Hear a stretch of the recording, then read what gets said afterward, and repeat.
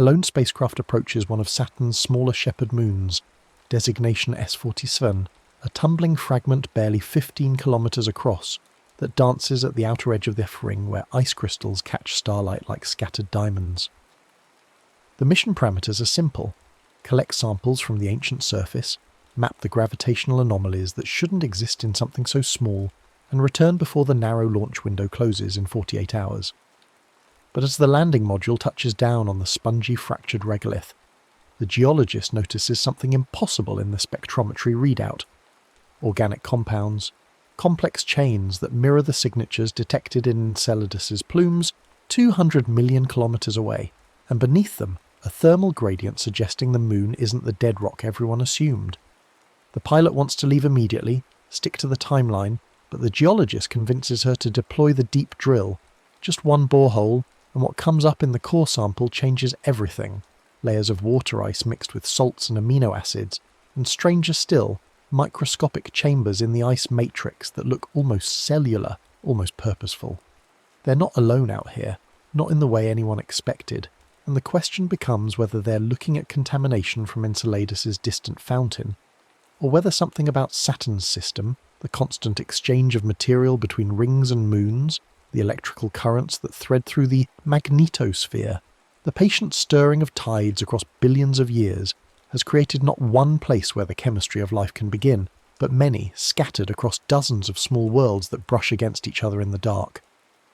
Back on the ship, analysing the samples in the cramped laboratory, they discover the organic structures aren't quite like anything in Earth's tree of life, but they're not entirely alien either, as if the recipe is universal, but each kitchen adds its own variations, and the pilot makes the call that will end her career or make it legendary. They're not going home on schedule. They're going to spend their remaining fuel budget visiting 3 more shepherd moons, checking whether this is an isolated anomaly, or whether Saturn has been running a quiet experiment in prebiotic chemistry right under humanity's observations for 50 years. The second moon yields similar results, but the structures are more complex, almost like they've had more time to develop, and the third moon, which orbits just inside the E-ring where Enceladus's ice grains fall like snow, shows clear evidence of layered deposits, each ice fall bringing new organic material, new possibilities, building up sediments of potential over geological time. By the fourth moon they're running on fumes and emergency reserves, and what they find isn't just chemistry anymore but something that might be metabolism, icebound pockets where chemical gradients drive slow reactions that look almost like breathing. And the geologist realises they're looking at the earlier stages of something profound. Not life exactly, but pre-life. The patient assembly of components in a freezer that paradoxically preserves and enables complexity, because molecules don't break down in the cold, they just wait, accumulating in higher and higher concentrations until the threshold is crossed. But there's a problem, several problems actually, starting with the fact that they no longer have enough fuel to make the journey home, and ending with the fact that Earth needs to know about this immediately, not in 5 years when the next mission arrives, because if this is happening at Saturn, then it's probably happening at Jupiter too, round Europa and Ganymede where the conditions are even better, and maybe it's happening in the Uranian system and around Triton and in the sub-ice oceans of 100 Kuiper Belt objects that haven't even been discovered yet, which means the solar system isn't mostly empty space with a few pockets of interest. It's a garden, or a laboratory, or a network of connected experiments all running in parallel. They send the data burst, compress everything they've learned into a tight beam transmission aimed at Earth, knowing it will take over an hour to arrive and years to be fully understood, and then they make the decision that nobody trains for in mission simulations. They're going to crash land on Enceladus, use the last of their fuel to match orbits with the one moon in the system that's definitely active, definitely connected to the processes they've been observing, and if they survive the landing, a long shot given that the terrain near the tiger stripes is fractured and unstable, they'll have front row seats to the source. The descent is controlled chaos, the ship's heat shield ablating as they punch through the thin atmosphere of ejected particles, the surface coming up fast, too fast, and the pilot pulls off a miracle, skidding across smooth ice plains before coming to rest in a field of ice boulders 3 kilometres from the nearest active vent. They have life support for 6 days, no way to launch, no rescue possible for years, but they have instruments, curiosity, and the knowledge that they're standing on the most important square metre in the solar system. The first EVA takes them to the edge of a tiger stripe. where the ice is young and blue and fractured into geometric patterns that reveal the stresses below, and they can feel the moon breathing, not metaphorically but literally, rhythmic pulses of pressure as tidal forces squeeze and release the interior, and in the cracks they see fresh ice constantly forming, crystallizing from below, bringing up dissolved minerals and organics in concentrations that make the shepherd moon samples look dilute. They collect everything they can carry, knowing each sample is irreplaceable, and as they work, the geologists start sketching a theory. What if Enceladus isn't unique? What if it's the beating heart that supplies the entire system? The plumes carrying pre-life chemistry out into the E-ring, where it gets deposited on every moon that crosses the band, seeding them all with the same starter kit, and over time, millions or billions of years, each moon develops its own variation depending on its composition, its orbit, its tidal heating, creating not separate experiments, but connected ones, a network where success on one world can propagate to others. The pilot isn't convinced, argues that the chemistry is too fragile, that radiation and vacuum would destroy anything complex before it could spread, but the geologist counters with the ice itself. Each grain is a tiny spaceship, frozen solid, protecting its cargo for the years or decades it takes to drift from moon to moon. And maybe that's exactly the timescale that matters. Not the quick chemistry of warm worlds, but the patient accumulation of cold ones. They spend days analysing samples in the ship, running every test they can improvise, and the patterns become clearer. The organic compounds aren't random, they're structured. They're selecting for stability and complexity. They're building towards something. And the question stops being whether this could lead to life and becomes how long until it does.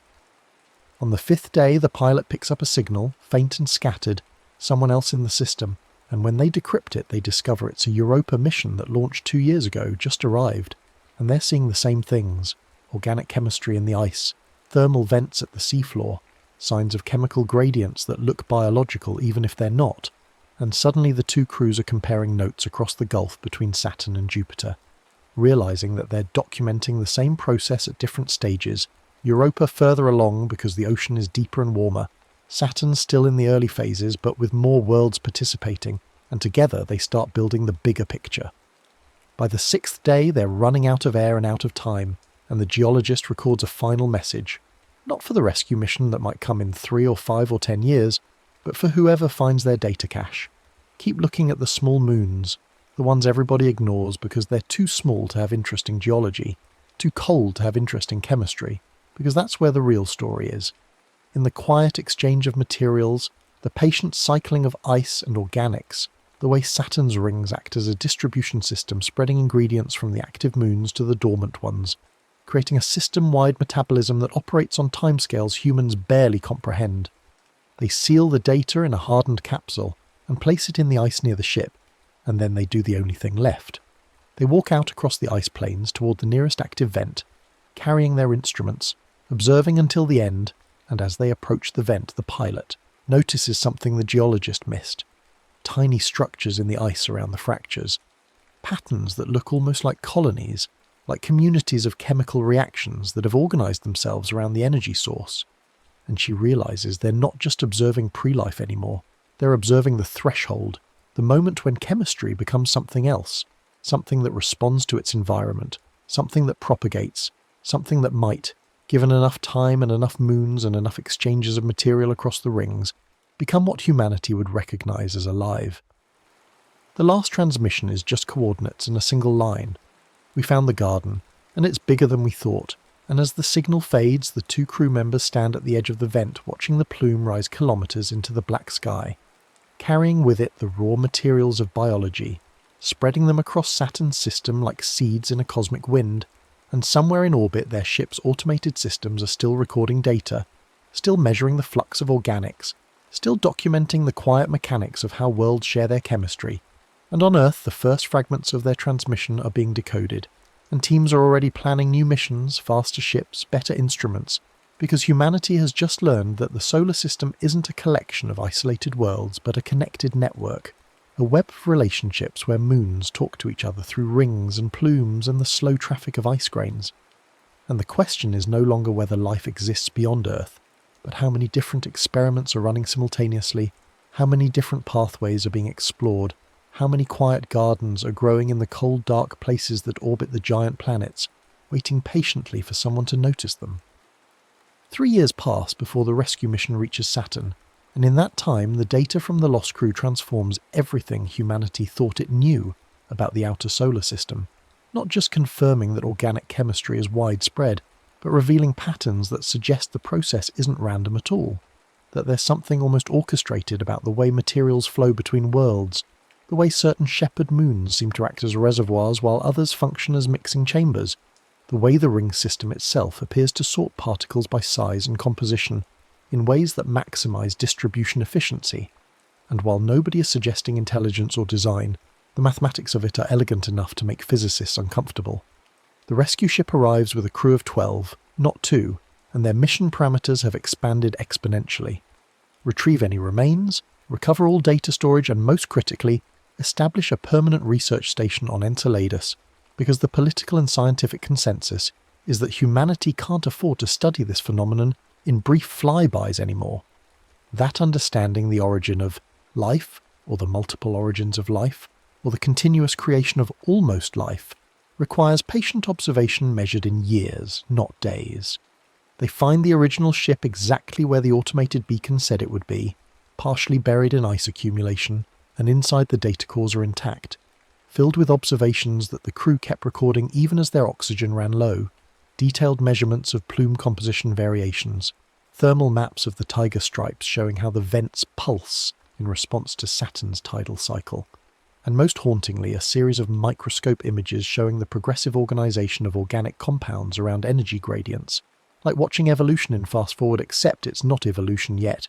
It's the prelude, the sorting and testing that comes before natural selection has anything to select. They don't find bodies, not at first, but 3 kilometers away near the coordinates from the final transmission, they discover 2 suits, sealed and positioned carefully, as if the occupants simply decided to become part of the landscape they were studying. And when the recovery team opens the suits carefully, reverently, they find them filled with ice samples, dozens of vials and containers packed around the life support systems, a final act of scientific dedication that makes the rescue crew weep inside their helmets because they understand exactly what it means. These 2 people chose to turn themselves into cargo containers, to preserve one more set of irreplaceable observations, even if they couldn't survive to analyze them.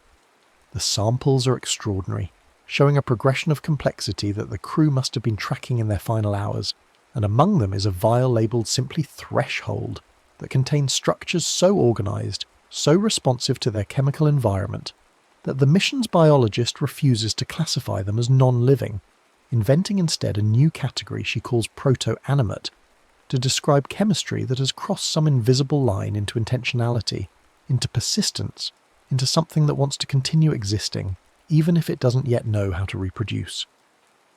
The research station goes up quickly, prefabricated modules anchored into stable ice with deep pylons, and within weeks they're operational, running experiments around the clock.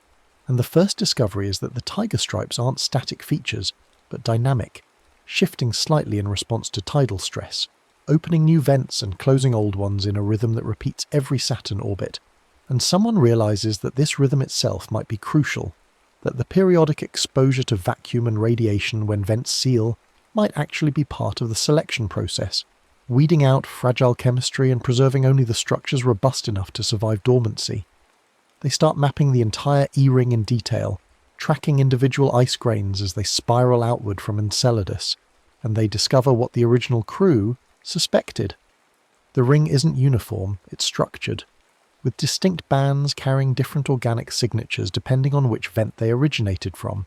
And the shepherd moons don't just randomly accumulate this material, they preferentially capture certain bands based on their orbital resonances, which means each small moon is receiving a curated selection of chemistry, not a random sample, and over geological time this non-random distribution could lead to different evolutionary experiments on different worlds, each starting with a slightly different toolkit. The implications spiral outward faster than anyone can track them. If this is happening at Saturn, then Jupiter's system must be even more complex, with Io's volcanic output adding sulfur chemistry to Europa's water, and Ganymede's magnetic field creating unique radiation environments that might drive entirely different reaction pathways. And someone points out that this means the Galilean moons aren't just 4 interesting worlds, they're 4 connected laboratories, running parallel experiments with slightly different initial conditions, and the results from one can propagate to the others through particle exchange and magnetic coupling.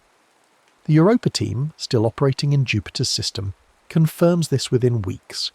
They're detecting organic compounds in their ice cores that match Io's sulfur signature, mixed with native water chemistry in combinations that don't occur naturally on either world alone, which means the moons are collaborating, exchanging notes in a language written in chemistry and electricity. And the timescale for this exchange isn't human, it's geological, millions of years of patient trading that has built up a chemical complexity neither world could achieve alone. Someone on the research station starts calling it the slow internet, and the name sticks. A network of worlds communicating through physical exchange of materials, through magnetic field interactions, through the gradual redistribution of particles by ring systems and plasmatoruses, operating on bandwidths measured in grams per century, but with a data capacity that spans billions of years, and the question becomes whether this network has been running since the solar system formed, or whether it took time to establish, whether there was a moment when the first organic molecules from one world reached another and found conditions suitable for survival, bootstrapping a process that has been accelerating ever since. The research team starts looking at older data with new eyes, re-examining images from the Voyager flybys in the 1980s, and they find evidence that the tiger stripes were active even then, probably active for millions of years before that, which means Enceladus has been seeding Saturn's system for geological ages, and if the process is that old, then some of the shepherd moons might contain not just proto-life but actual life, organisms that have had millions of years to evolve in their tiny, frozen niches, and suddenly the mission profile changes again. They need to visit those moons with sterile equipment, need to be careful not to contaminate them with Earth life, or disrupt whatever processes might be unfolding there, and the ethics committees back home start arguing about whether humanity even has the right to study these worlds if they're already occupied, whether observation itself is a form of interference that could derail experiments that have been running since before humans existed. But the argument is academic because the missions are already launching, a fleet of small probes designed to visit every significant moon in Saturn's system with minimal contact, just spectroscopy and magnetic field mapping and particle collection, and what they find is staggering. Organic chemistry on every single world that spends time in the E-ring, increasing complexity correlated with proximity to Enceladus and with the duration of exposure, and on 3 of the smallest shepherd moons, the ones that orbit directly through the densest part of the ring, they find chemistry that's definitely animate. Microbial colonies living in ice-bound pockets, metabolizing sulfur compounds and perchlorate salts, and producing waste products that other colonies consume, creating little ecosystems barely visible under the highest magnification, but unmistakably alive, unmistakably structured, unmistakably doing what life does, persisting, adapting, spreading to every available niche. The discovery breaks across Earth like a wave, not the distant possibility of life on Mars, or the theoretical oceans of Europa, but actual, confirmed living organisms in Saturn's system, and the philosophical implications are immediate. Life isn't rare. It's not a fragile accident that requires perfect conditions. It's a natural consequence of chemistry plus energy plus time, and if it emerged in Saturn's system despite the cold and darkness and radiation, then it probably emerged in Jupiter's system too, and probably in the Uranian system, and probably around Neptune, and probably in the subice oceans of large Kuiper belt objects, and probably around other stars, and the Fermi paradox suddenly seems less paradoxical, because maybe the galaxy isn't silent.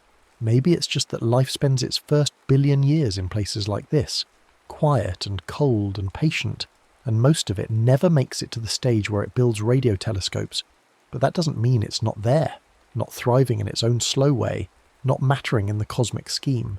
The research station on Enceladus becomes the most important scientific facility in human history overnight, and the crew expands to 30, then 50, then 100 as modules and supplies arrive on every available trajectory, and they start building outposts on other moons.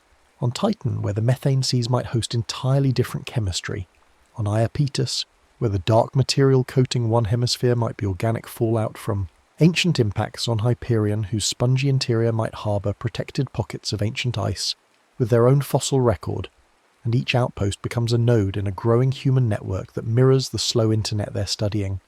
Information flowing between stations, observations building on each other, patterns emerging from the collective data that no single team could see alone. The geologist theory, recovered from the data cores, becomes the framework everyone uses. Enceladus is the heart, the shepherd moons are the circulatory system, the E-ring is the bloodstream, and every world in Saturn's system is an organ with its own function, its own contribution to the larger metabolism, and just as no single organ in a body can be understood in isolation, no single moon in Saturn's system can be understood without reference to all the others, to the flows of material and energy that connect them, to the history they share and the future they're building together. Someone calculates that if the process continues at its current rate, if the complexity they're observing keeps increasing, then in another 10 million years, some of these moons might host not just microbial colonies, but actual ecosystems with specialized organisms, maybe even something like multicellular life. And in 100 million years, who knows, maybe intelligence, maybe civilizations that will look up at their ringed sky and wonder what's out there, never guessing that their world and its neighbours are all part of a single, interconnected system that has been growing and evolving since before their planet's current orbit was established. The research teams start finding evidence of cycles, periods of high activity when Enceladus's plumes are stronger, followed by quiet periods when they nearly cease, driven by orbital eccentricities that vary over thousands of years, and they realise that these cycles themselves might be part of the selection process. That life in this system has to be adapted to feast and famine, to boom and bust, to waiting through dark periods and exploding during bright ones. And maybe that's another reason why it's so robust, because anything that survives here has already been tested by the harshest conditions imaginable. The Triton station starts reporting strange readings from the methane lakes, organic compounds at the bottom of Kraken Mare that look biological, but use a completely different solvent system than water-based life. And suddenly, there are two separate biospheres in Saturn's system, one based on water and ice, and one based on liquid hydrocarbons. And the question is whether they're related, whether organic material from Enceladus can rain down through Titan's atmosphere and seed the lakes below, whether there's exchange happening not just between water moons but across fundamental chemical divides, and if so, what kind of hybrid chemistry might emerge where the two systems overlap. The Jupiter team sends an update. They've found life on Europa, confirmed and undeniable, living in the ocean under the ice, and it's related to the life in Saturn's system, sharing enough genetic markers or chemical signatures that they must have a common origin, which means life doesn't just spread between moons within a single system.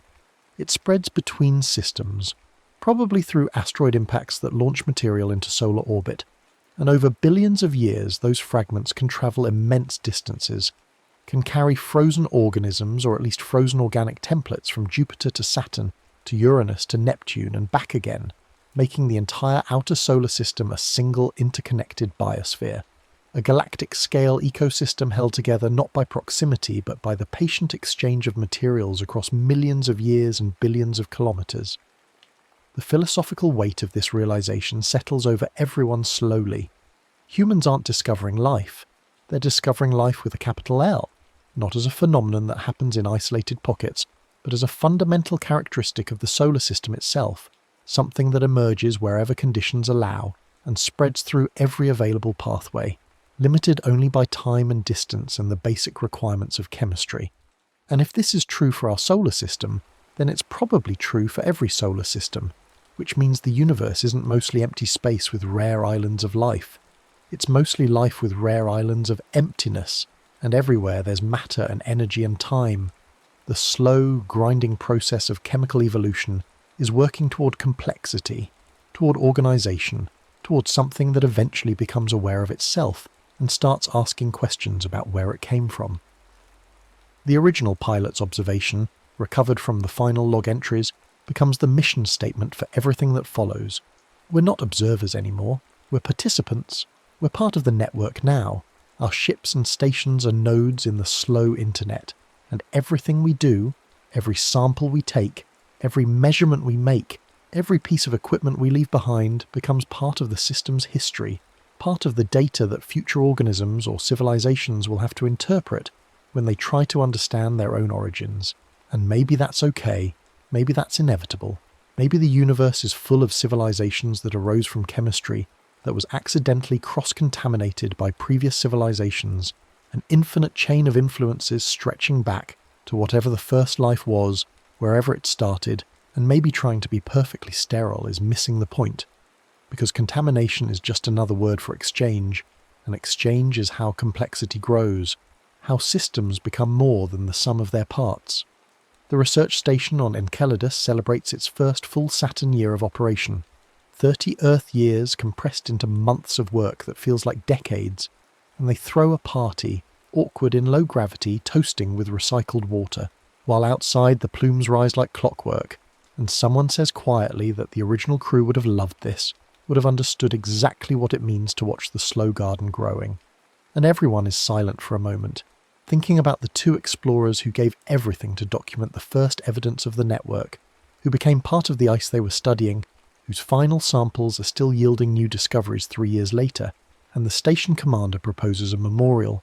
They'll place a marker at the coordinates where the suits were found, something permanent that will last for geological ages, and the inscription will be the geologist's final words from the data cache. Keep looking at the small moons, because that's where the real story is. And underneath, the pilot's final observation: we found the garden, and it's bigger than we thought. The marker goes up during the next EVA, a pyramid of machined titanium embedded deep in the ice, and around it they scatter some of the last samples the original crew collected, returning them to the environment they came from, completing a circle.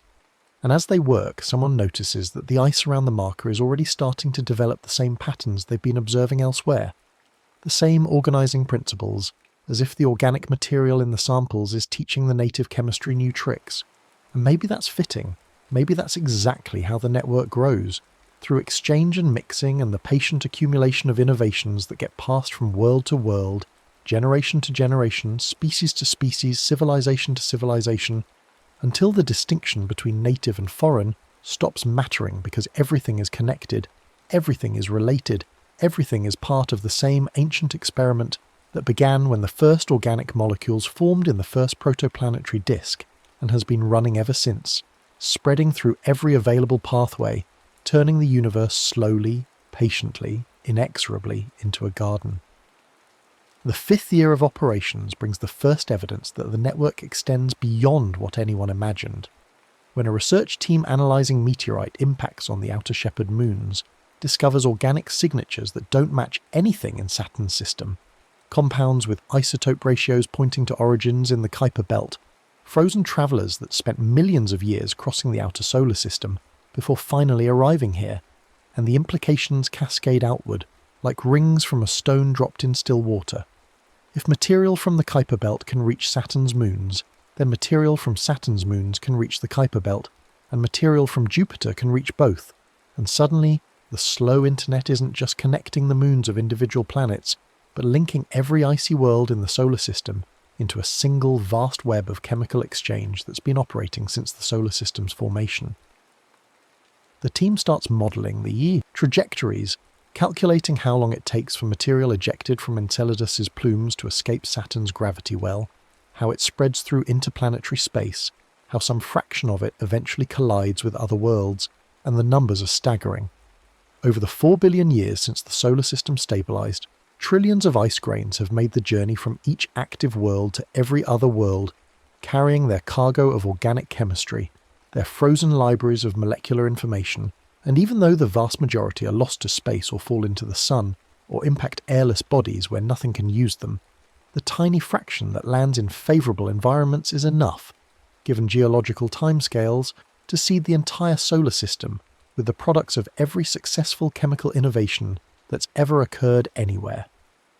They find confirming evidence in the Kuiper belt data from the New Horizons extended mission, spectroscopic signatures on distant dwarf planets that match compounds first identified in Europa's ocean, and the researchers realise with mounting astonishment that they're looking at a postal system that's been running for billions of years, letters written in chemistry mailed from world to world at speeds measured in kilometres per second, taking millions of years to arrive, but arriving nonetheless, and every recipient world that has the right conditions can read those letters, can incorporate the information they contain, can build on it and send new letters of its own. The philosophical implications keep expanding. If the solar system is one connected network, then other solar systems must be networks too, and over the immense stretches of galactic time, material ejected from one star system can eventually reach others. Panspermia, not as a rare accident, but as an inevitable consequence of stellar dynamics and the sheer patience of frozen chemistry. And maybe that's why life uses the same basic molecules everywhere researchers look. The same amino acids and nucleotide bases and lipid structures, not because these are the only possible solutions, but because they're the solutions that worked in some ancient system billions of years ago and have been spreading ever since, copied and modified and adapted but still recognizably descended from whatever the first successful chemistry was, wherever and whenever it emerged. The research program expands again, this time looking at the very oldest ices they can find, samples from the most ancient surfaces where material has been accumulating since the solar system formed, and in a preserved layer on one of Saturn's most distant irregular moons, captured long ago from a different orbit, they find organic compounds that predate the solar system itself, interstellar molecules that survived the nebula's collapse and the violent early period when planets were still forming. And these molecules carry their own story, hints of chemistry that occurred in the stellar nursery before there were planets at all, and someone realizes they're looking at evidence of pre-solar networks. Chemistry that was already sophisticated when the sun was born, that came from previous generations of stars and planetary systems, an inheritance that goes back not just billions of years, but potentially to the earliest epochs of the galaxy. A xenobiologist on the station starts calling it the galactic genome, the accumulated chemical knowledge of every successful origin of life that's ever occurred in the Milky Way, preserved in frozen grains that drift between stars. And while the information density is low and the transmission time is measured in millions of years and the error rate is astronomical, the system has been running for 10 billion years, and that's enough time for even the slowest network to build up a substantial library, to spread successful innovations across vast distances, to create a kind of chemical culture that transcends individual worlds and systems, and even individual epochs of star formation. The team starts looking for patterns in the distribution of organic compounds across different solar system bodies, trying to identify which innovations arose locally and which were imported, and they discover something unexpected. Certain complex molecules appear everywhere, on every world with the right conditions, but they always appear in the same sequence, as if there's a natural progression, a chemical ladder that systems climb one rung at a time, and this suggests that the evolution from simple organics to proto-life isn't random but follows predictable pathways constrained by thermodynamics and reaction kinetics, which means that anywhere in the universe with the right raw materials and energy sources is probably climbing the same ladder, possibly at different speeds, but following the same basic route. They test this hypothesis by examining the timeline of chemical evolution on different Saturn moons, comparing the progression on shepherd moons that have been in the E-ring for different durations, and the pattern holds. Younger exposures show simpler chemistry, older exposures show more complex chemistry, and the sequence is consistent, suggesting that given enough time and material input, all of these systems will eventually reach the same endpoint, whatever that endpoint is, whether it's simple self-replicating chemistry or something more complex, something that might deserve to be called alive. The implications for the search for extraterrestrial intelligence shift dramatically. If simple life is essentially inevitable given the right conditions, and if those conditions are common, and if life follows predictable pathways, then the question isn't whether aliens exist, but what stage different worlds and systems have reached in their chemical evolution, and whether there are predictable barriers or filters that prevent most systems from progressing beyond certain points, and what it means that Earth somehow passed those filters while presumably countless other worlds didn't. A theoretical biologist proposes what she calls the patient universe hypothesis, that the galaxy is full of worlds at every stage of chemical evolution, from the simplest organic compounds to proto-life, to simple organisms to complex ecosystems to intelligence, and the distribution follows a predictable curve with vast numbers at the simple end and progressively fewer at each stage of increasing complexity, not because the later stages are impossible, but because they take time, enormous amounts of time, and most worlds simply haven't had enough time yet, and Earth's intelligence is either a statistical fluke, arriving unusually early, or there's something about Earth-specific conditions that accelerated the process beyond the typical rate. The research station starts receiving data from the first dedicated Uranus mission in decades, and the findings confirm the pattern. Uranus's moons show the same kind of chemistry, the same progression of complexity correlated with exposure to material from active sources, and while Uranus doesn't have an Enceladus equivalent that's currently active, there's evidence that Miranda was geologically active in the past, possibly seeding the system during that period, and even now material arrives from interplanetary space, from other systems, keeping the slow chemistry working even in the absence of a local source. The Neptune data follows within months. Triton, captured from the Kuiper belt and still geologically active with its nitrogen geysers, is running its own version of the experiment, and the chemistry there is sufficiently different, influenced by nitrogen rather than water as the primary volatile, that it represents a parallel pathway, a different solution to the same basic problem of how to build complexity in a cold environment, and the researchers realize they're not looking at one way to make life but many. A whole space of possibilities that different worlds explore depending on their specific conditions, and maybe that's the real answer to why the universe seems so empty of radio signals, because most life doesn't follow the same pathway Earth did, doesn't emerge in warm oceans under thick atmospheres on rocky planets in habitable zones, but emerges instead in cold oceans under ice shells in systems where sunlight is irrelevant and the energy comes from tides and radioactivity, and those systems don't build radio telescopes because they don't have access to fire or metallurgy or any of the technologies that require atmospheric chemistry, but they might still be alive, still conscious, still wondering if they're alone.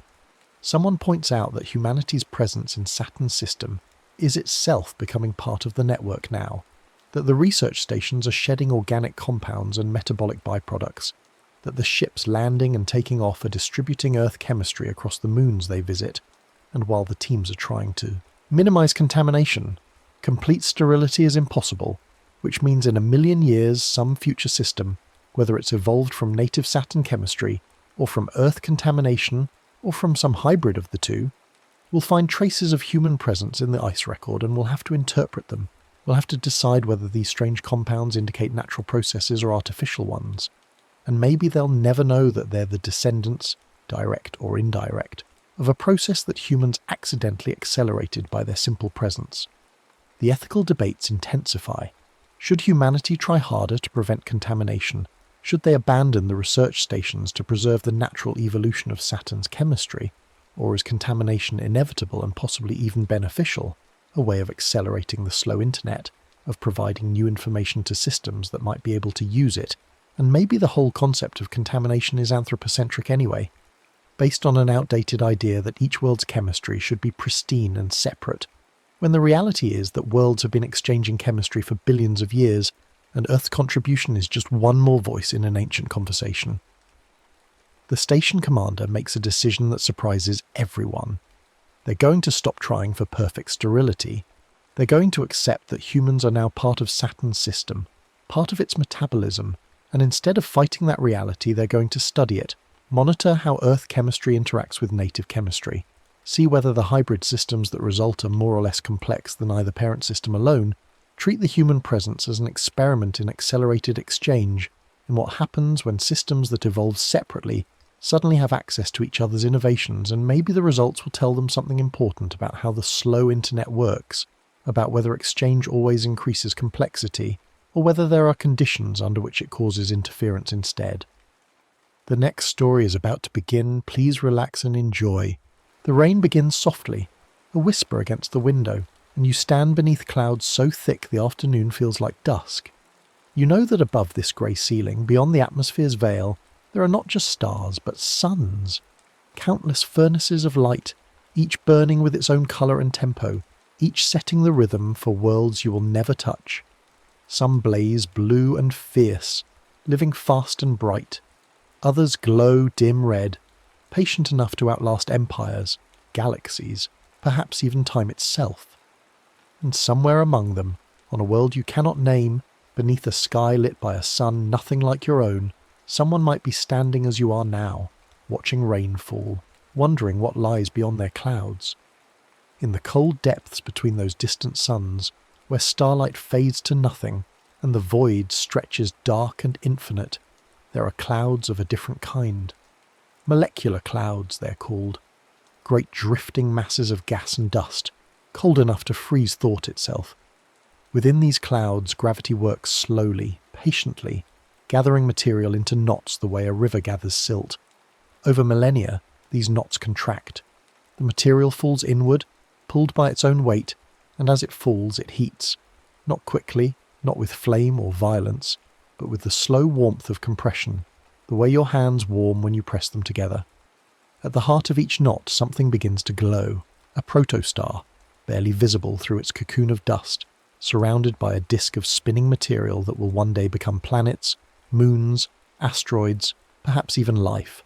You cannot see this process, of course. It takes millions of years, but imagine it anyway. The dust grains in that disk colliding and sticking, building pebbles from sand, boulders from pebbles, worlds from boulders. Jets of gas flicker along magnetic field lines, carrying away excess energy. The disk flattens as it spins, a cosmic phonograph record with the protostar as its needle. And all the while, the core grows denser, hotter, its atoms pressing closer together, their dance becoming frantic.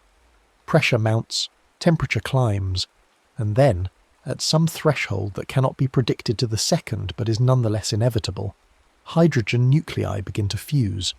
The star ignites, light steadies. Outward pressure from fusion balances the inward crush of gravity, and the star joins what astronomers call the main sequence, the long, stable middle age during which most stars spend most of their lives. Where a star sits on that sequence depends entirely on its mass. Mass is destiny in the stellar world. A star with 10 times the sun's mass burns blue-white and fierce, exhausting its fuel in mere millions of years. A star with 1/10, the sun's mass glows dim red, and sips its hydrogen so slowly it could burn for trillions of years, longer than the current age of the universe, longer than any measurement of time that holds meaning for human minds. Between these extremes lie all the gradations, white stars and stars, yellow stars, orange stars and amber stars, each with its own rhythm, its own lifespan, its own way of shaping the space around it. When you look at a star, you are looking at a message written in light. That light, when passed through a prism or a spectrograph, splits into a spectrum, a rainbow marked by dark lines where specific wavelengths have been absorbed. These lines are fingerprints. Each element in the star's atmosphere absorbs light at particular wavelengths. Hydrogen leaves its marks, calcium its own, iron and sodium and helium each signing their presence in the starlight. By reading these lines, astronomers determine what a star is made of, how hot it burns, even how fast it moves. If a star is approaching, its spectral lines shift slightly toward the blue, if receding, toward the red. Tiny shifts, but enough to reveal motion across the galaxy, enough to detect the gravitational tug of unseen planets pulling their stars into subtle wobbles. Most of the suns in the galaxy are red dwarfs, small, cool, patient M-type stars that make up perhaps 70% of all stars, but contribute almost nothing to the visible light of the night sky. They are too dim to see without telescopes, most of them, but they are everywhere, scattered through space like seeds. A red dwarf might burn for 10 trillion years, releasing its energy so slowly that the universe will have changed beyond recognition before it finally exhausts its fuel. Their habitable zones, the orbital distances where liquid water could exist on a planet's surface, are close in, so close that planets there are likely to be tidally locked, showing the same face to their star forever, one hemisphere in eternal day, the other in eternal night. And red dwarfs are restless. Their magnetic fields churn and twist, producing frequent flares that flood their inner systems with radiation. Any world in the habitable zone of a red dwarf must endure this flickering violence, this temperamental light that might strip atmospheres away, or perhaps drive evolutionary pressures toward resilience.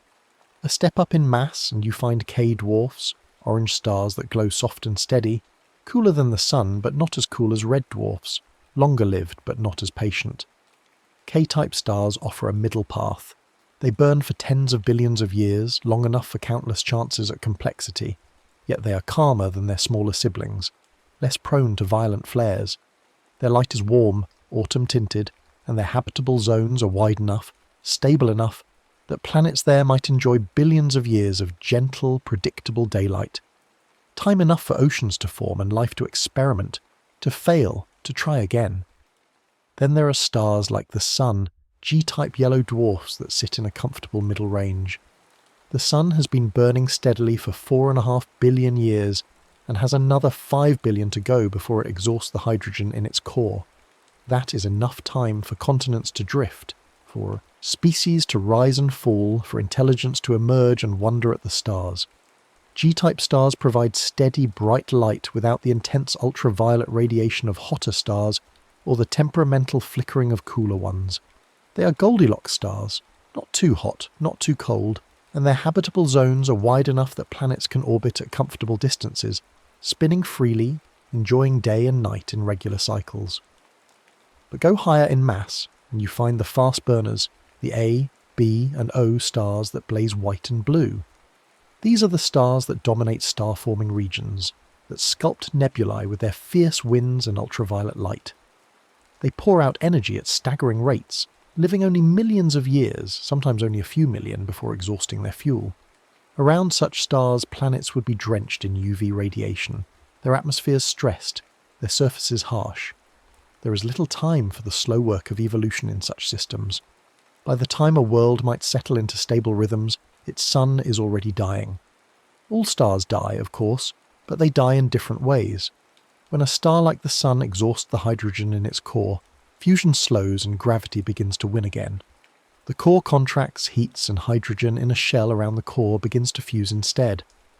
This shell burning drives the outer layers outward. The star swells into a red giant, its surface cooling and reddening even as its core grows hotter. Red giants are gentle in a way, luminous but diffuse, their outer layers so tenuously held that stellar winds carry gas into space, enriching the interstellar medium with elements forged in the star's interior. Carbon, nitrogen, oxygen, ingredients for future stars and planets, drift outward in slow exhalation. Some giants pulse, their outer layers expand and contract in regular cycles, driven by instabilities in the way light moves through those enormous cool atmospheres. Cepheid variables pulse with periods measured in days or weeks, their brightnesses varying so predictably that astronomers use them as cosmic yardsticks, measuring distances across the galaxy. Our Lyrae stars pulse faster, with periods of hours.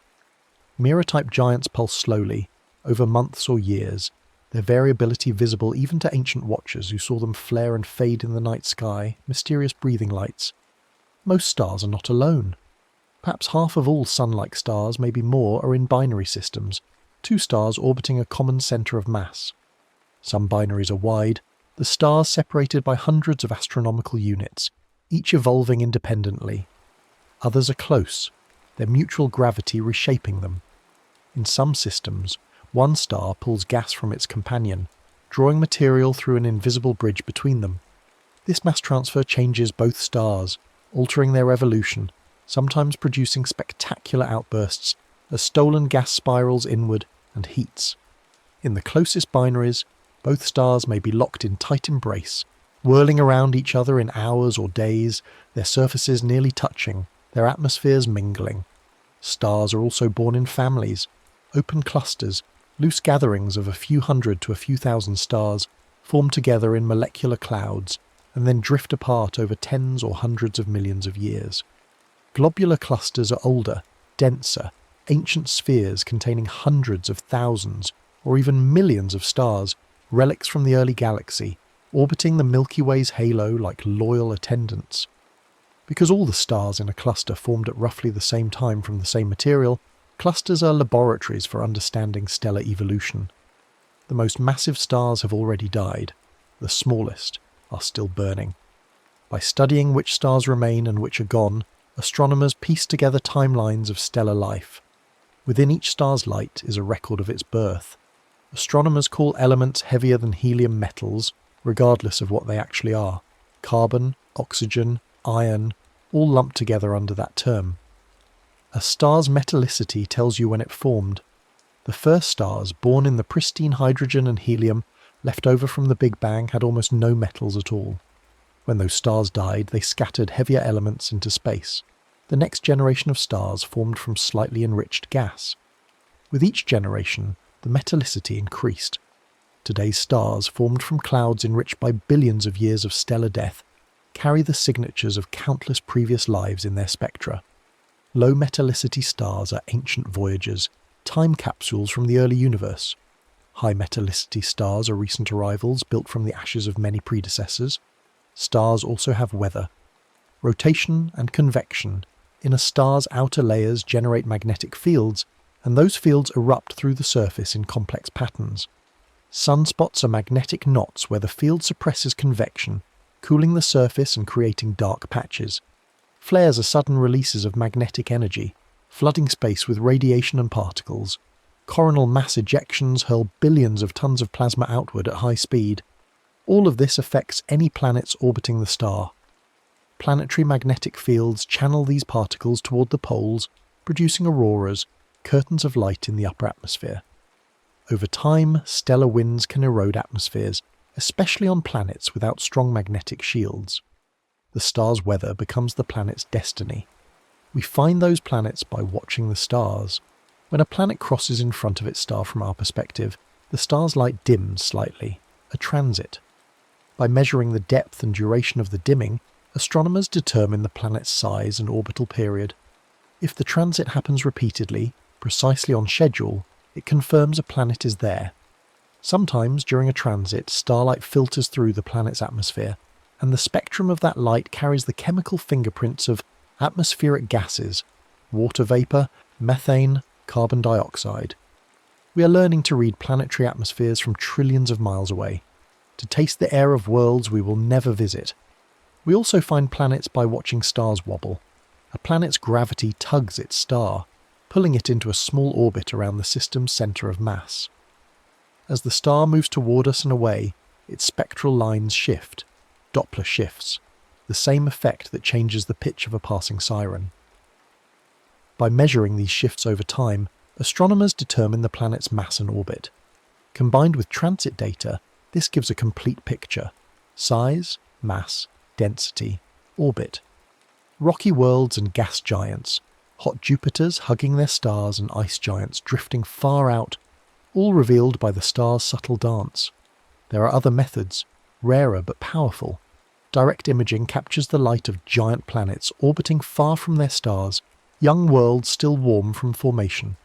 Gravitational microlensing detects planets by the way their gravity bends the light of a more distant background star, a fleeting alignment that might happen only once and never repeat. Astrometry tracks the star's position on the sky, measuring its motion over years or decades to reveal the pull of long-period companions. Each method has its strengths, its biases, its blind spots. Together, they map the diversity of planetary systems, and as we find these worlds, we ask, could they harbour life? The answer depends on their stars.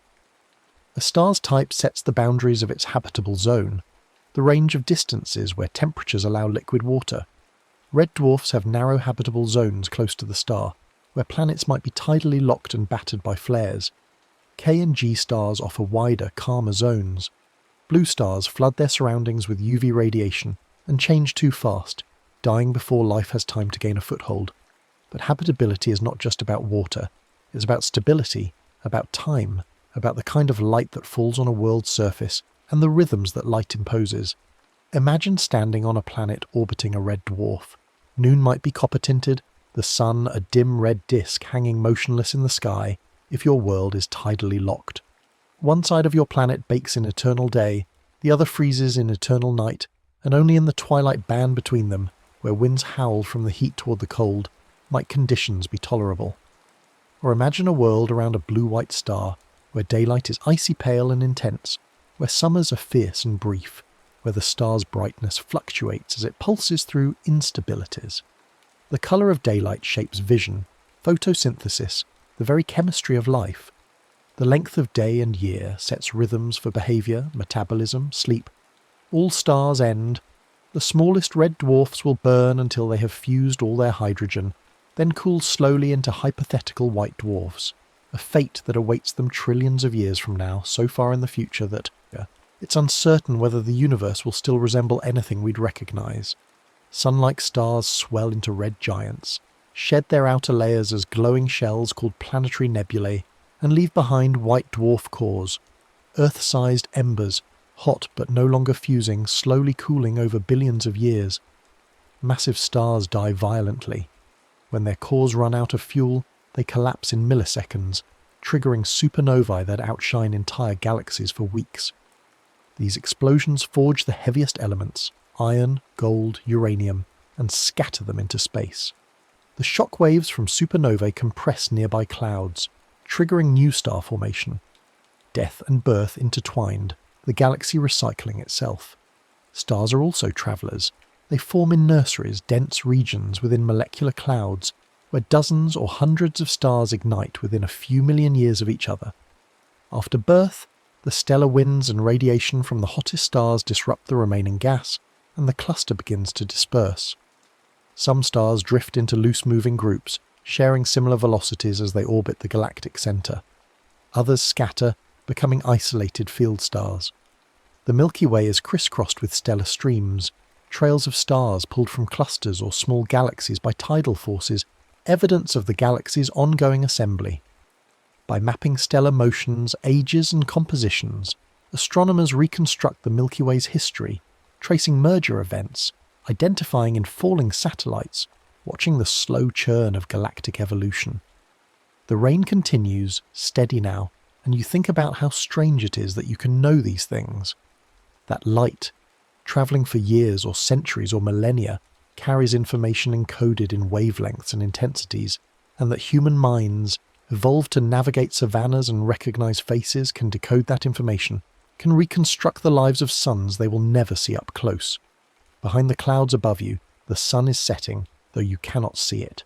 And beyond the sun, thousands of light years away, a red dwarf is flaring, its planets huddled close, their atmospheres straining. A K-type star rotates slowly, its habitable zone calm and wide, its world cycling through gentle seasons. A binary system exchanges gas in a glowing stream. A Cepheid variable swells and contracts, its light pulsing like a heartbeat visible across the galaxy. A blue supergiant burns through its final reserves, months or years away from its explosive end. You will never visit those places. No one alive today will. But you can know they exist. You can understand, in outline if not in detail, the forces that shape them, the physics that governs them, the timescales on which they change. You can look at the spectra of stars and read their compositions, their ages, their motions. You can watch a star dim and know a planet has passed in front of it. You can measure a star's wobble and calculate the mass of an unseen companion. These are not small achievements. They are evidence of something remarkable about intelligence, about curiosity, about the human refusal to accept the night sky as mere decoration. The galaxy is full of quiet hearts. Most stars burn unnoticed, too dim or too distant to catch the eye. They do not care whether anyone watches them. They fuse hydrogen into helium, helium into carbon, some of them carbon into heavier elements still, following the logic of nuclear physics with no awareness, no intention, no purpose beyond the balance of gravity and pressure. And yet they create the conditions for everything else. They forge the elements that make planets, atmospheres, oceans, life. They provide the energy that warms worlds, that drives weather, that powers photosynthesis and all the cascading complexity that follows. They set the clocks by which days and years are measured, the rhythms to which life adapts. You think about the first humans who looked up and wondered what the stars were. They made stories, connected dots into constellations, imagined the stars as distant fires or holes in the sky or the eyes of gods. They had no way to know the truth was stranger and more beautiful than any story, that each star was a sun, that some had planets, that those planets might have weather and seasons and perhaps even life, looking back across the light years with their own questions. For most of human history, the stars were unreachable, unknowable. Now we reach them with light. Spectroscopy and photometry, interferometry and astrometry, all the ways we've learned to extract meaning from photons that have travelled unimaginable distances. The rain is easing now, the clouds beginning to break. A patch of sky appears, still bright with late afternoon light. No stars visible yet, but they are there. They are always there. Tens of billions of them in this galaxy alone, each with its own story written in light, its own cycle of birth and death, its own contribution to the slow alchemy that turns hydrogen into everything else. Some are giants, luminous enough to be seen across the galaxy. Some are dwarves, invisible beyond a few light years. Some are young, still surrounded by the disks from which planets are forming. Some are old, white dwarfs cooling in the dark, or neutron stars spinning in silence, or black holes marking where the most massive stars once burned. And around some of those stars, around how many we still don't know, there are worlds. Rocky worlds and gas giants, ice giants and lava worlds, planets with thick atmospheres and planets with none. Worlds where volcanoes erupt under red light, where oceans freeze and thaw with the star's brightness, where storms rage for centuries, where surfaces are scoured by radiation or sheltered by magnetic fields. Worlds where maybe life has emerged. Simple at first, perhaps staying simple, perhaps evolving into complexity, perhaps achieving intelligence, perhaps looking out at their own night sky and wondering, as you're wondering now, what lies beyond. You cannot know if anyone is out there looking back. The distances are too vast, the timescales too long, the chances too uncertain. But the question itself is worth holding. It changes how you see the rain, the clouds, the patch of clearing sky. It reminds you that you are standing on a planet orbiting a G-type star, that this star is one of hundreds of billions, that each of those stars has its own character, its own rhythm, its own influence on the space around it. It reminds you that the universe is not a static backdrop but a living system, constantly changing, constantly creating new conditions, new possibilities. The rain stops, the clouds drift east, the first stars appear, faint against the still bright sky, growing more visible as twilight deepens. You do not know which ones have planets, which ones are red dwarfs or blue giants or yellow dwarfs like the sun. But you know they are all suns, all burning, all shaping the worlds that orbit them. Their quiet hearts beat in fusion rhythms, setting the time for everything that happens near them, and their light, filtered through space and time, tells you their stories, stories written in spectra and brightness variations, in wobbles and transits, in the elements they forge and the winds they blow and the ways they change the darkness around them. You stand there a little longer, watching the stars appear, thinking about all those distant suns and the worlds that circle them, the rhythms they set, the possibilities they hold. The air has grown cold, the kind of cold that settles after rain, when moisture still clings to everything and the earth releases its stored warmth into the clearing sky. You can smell the wet pavement, the soil, the faint green scent of plants breathing in the dark. These are the smells of a world shaped by a particular star at a particular distance, with a particular atmospheric composition and magnetic field and axial tilt. Everything about this moment, the temperature, the oxygen you breathe, the water that just fell from the sky, exists because of where Earth sits in the sun's habitable zone, because of how the sun burns, because of what the sun is. But you are thinking beyond this world now. You are thinking about those planets around red dwarfs, where the habitable zone is so narrow that a planet must orbit its star in a matter of days or weeks, so close that tidal forces lock one face eternally toward the dim sun. On such a world, there would be no sunrise, no sunset, no daily cycle to mark time. The star would hang fixed in the sky, a dull ember casting long shadows, and everything would arrange itself according to that geometry.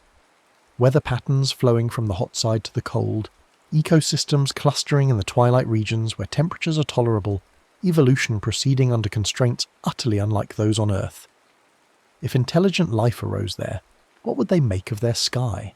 Would they even think to look up? Or would their attention always be drawn horizontally toward the terminator where day meets night, toward the liminal spaces where their world is most habitable? And what of the planets around K-dwarfs, those patient orange suns? There, days and nights would cycle normally, but everything would happen more slowly, more gently.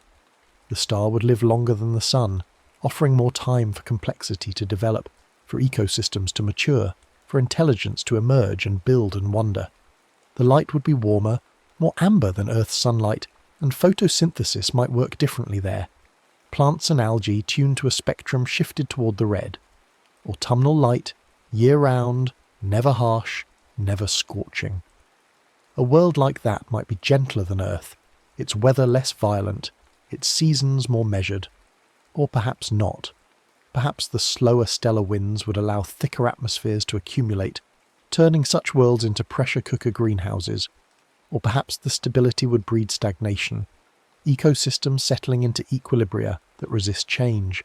You try to imagine what it would be like to live under a blue sun, an A-type or B-type star burning bright and hot. The light would be strange, pale and intense, flooding the world with ultraviolet radiation that would require any life to develop sophisticated protective mechanisms. Thick ozone layers, UV-absorbing pigments, perhaps living underground or underwater during the star's brightest hours. The star itself would be young, a few million or tens of millions of years old at most, and in another few million years it would begin its death throes, swelling and brightening and finally exploding. There would be no deep time on such a world, no billions of years for evolution to tinker and refine. Any life there would have to arise quickly, adapt quickly, live quickly, always under the ticking clock of the star's inevitable end. Perhaps that urgency would drive rapid evolution, or perhaps it would make complexity impossible, life never able to gain more than a fragile foothold before being erased. These thoughts lead you to consider the planets that orbit binary stars, those systems where two suns share the sky. Some of these systems are widely separated, with planets orbiting just one star while the companion shines as a brilliant point of light in the sky. A second sun that never rises or sets, just slides along its slow path through the constellations. But in closer binaries, planets might orbit both stars in figure-8 or circumbinary orbits, and there the sky would be truly alien. Two suns rising at different times, casting double shadows, their combined light shifting in colour and intensity as their orbits bring them closer and farther apart. Eclipses would be common, one sun passing in front of the other, the world plunged into partial darkness in the middle of the day. Seasons would be chaotic, unpredictable, governed not by axial tilt alone but by the complex gravitational dance of two stars pulling the planet along elliptical paths. What kind of life could evolve under such conditions? What kind of calendars would such a civilization develop? What kind of myths would they tell about their twin suns? The sky is darker now, the stars more numerous. You recognise a few constellations, Orion rising in the east, the Pleiades higher up, their clustered stars so young they still glow blue, having formed only 100 million years ago, cosmic infants. The Pleiades are sisters in more than mythology.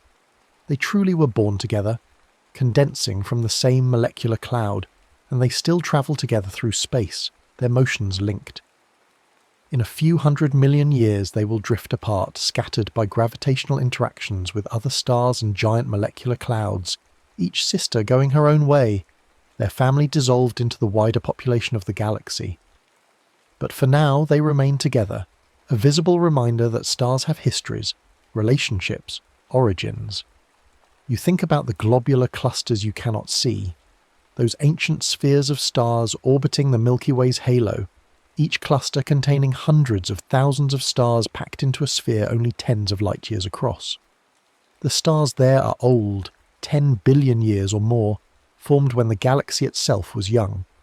In the core of a globular cluster, stars are separated by only light weeks or light months instead of light years, and their sky would be filled with bright stars, hundreds of them as bright as Venus appears from Earth, the night never truly dark. But those stars are metal poor, forged before the galaxy had been enriched with heavy elements, and it is unclear whether planets could even form around them, whether there is enough silicon and iron and carbon to build rocky worlds. Perhaps life in globular clusters is impossible, or perhaps it is merely different based on chemistry we have not imagined. The thought of alien chemistry leads you down another path. Life on Earth is based on carbon, water, and a few dozen other elements, all forged in stars and scattered by supernovae. But the availability of those elements varies across the galaxy. Stars formed in the outer regions of the Milky Way, far from the dense star-forming regions of the spiral arms, are metal poor. Stars formed near the galactic centre, where star formation has been intense and supernova frequent, are metal rich. Does this mean life is more common in some regions than others? Are there galactic habitable zones, not just stellar ones, regions where the density of heavy elements is high enough to form rocky planets, but not so high that the star formation rate produces too many supernovae, sterilizing nearby systems with gamma rays and cosmic rays? And what of the elements themselves? Every atom of carbon in your body was forged in the core of a red giant, where helium nuclei fuse together in the triple alpha process, a reaction so delicate that it requires a precise resonance. In the carbon nucleus, a quantum coincidence that seems almost designed to allow carbon's existence. Every atom of oxygen came from heavier stars, where neon and magnesium burning produced oxygen as a byproduct. The iron in your blood, the calcium in your bones, the phosphorus in your DNA, all of it created in the cores of massive stars, then ejected in supernova explosions, spreading through the interstellar medium, mixing with hydrogen and helium, eventually collapsing into new stars and new planets. You are quite literally made of stars. Your atoms cycled through multiple generations of stellar birth and death, before finally assembling into the form standing here under the clearing sky. This recycling is ongoing. Right now, somewhere in the galaxy, a star is exploding, and in the heat and pressure of that explosion, nuclei are being slammed together to create elements that do not exist elsewhere, elements heavier than iron, like gold and platinum and uranium. Those elements will drift outward in an expanding shell of gas and dust, cooling as they go, eventually encountering a molecular cloud. The shock wave from the supernova will compress the cloud, triggering new star formation, and some of the heavy elements will be incorporated into the next generation of stars and planets. In this way, the galaxy gradually becomes more metal-rich over time, each generation of stars chemically distinct from the last, a slow enrichment that has been ongoing for more than 10 billion years. You wonder if there are planets where life developed earlier than on Earth, around stars formed when the galaxy was younger, its metallicity lower. Would such life be fundamentally different, working with a more limited palette of elements? Or would the same chemistry prevail, carbon and water and oxygen forming the backbone of biology everywhere, regardless of when the planet formed? And what of life that might develop later, billions of years from now, on planets around stars not yet born, formed from clouds enriched by countless more generations of supernovae? Would those organisms have access to heavier elements in such abundance that their biochemistry could explore possibilities unavailable to Earth life? The temperature continues to drop. You can see your breath now, faint wisps of vapour catching the last light from the western horizon. Water vapour, H2O, 2 hydrogen atoms and 1 oxygen atom, the former from the Big Bang, the latter from a long-dead star. This simple molecule, so common in the universe that it forms vast clouds in space and ice mantles on interstellar dust grains, is the medium of life on Earth, and likely on many other worlds. But water is strange. It expands when it freezes, making ice float, a property that keeps Earth's oceans from freezing solid from the bottom up, allowing life to persist through ice ages. It has a high heat capacity, moderating temperature swings. It is an excellent solvent, allowing the chemistry of life to proceed in liquid form. These properties are consequences of water's molecular structure, the way oxygen hogs electrons and gives the molecule a lopsided charge distribution, allowing water molecules to hydrogen bond to each other. Would alien biochemistry necessarily use water, or are there other solvents, ammonia, methane, even liquid methane on cold worlds like Titan, that could serve the same purpose? You shake your head, smiling at the way your thoughts spiral outward, each question leading to more questions, the universe revealing itself as infinitely more complex and strange than you can fully grasp. But that is the joy of it, is it not? That there is always more to learn, more to wonder about, that every answer opens new mysteries.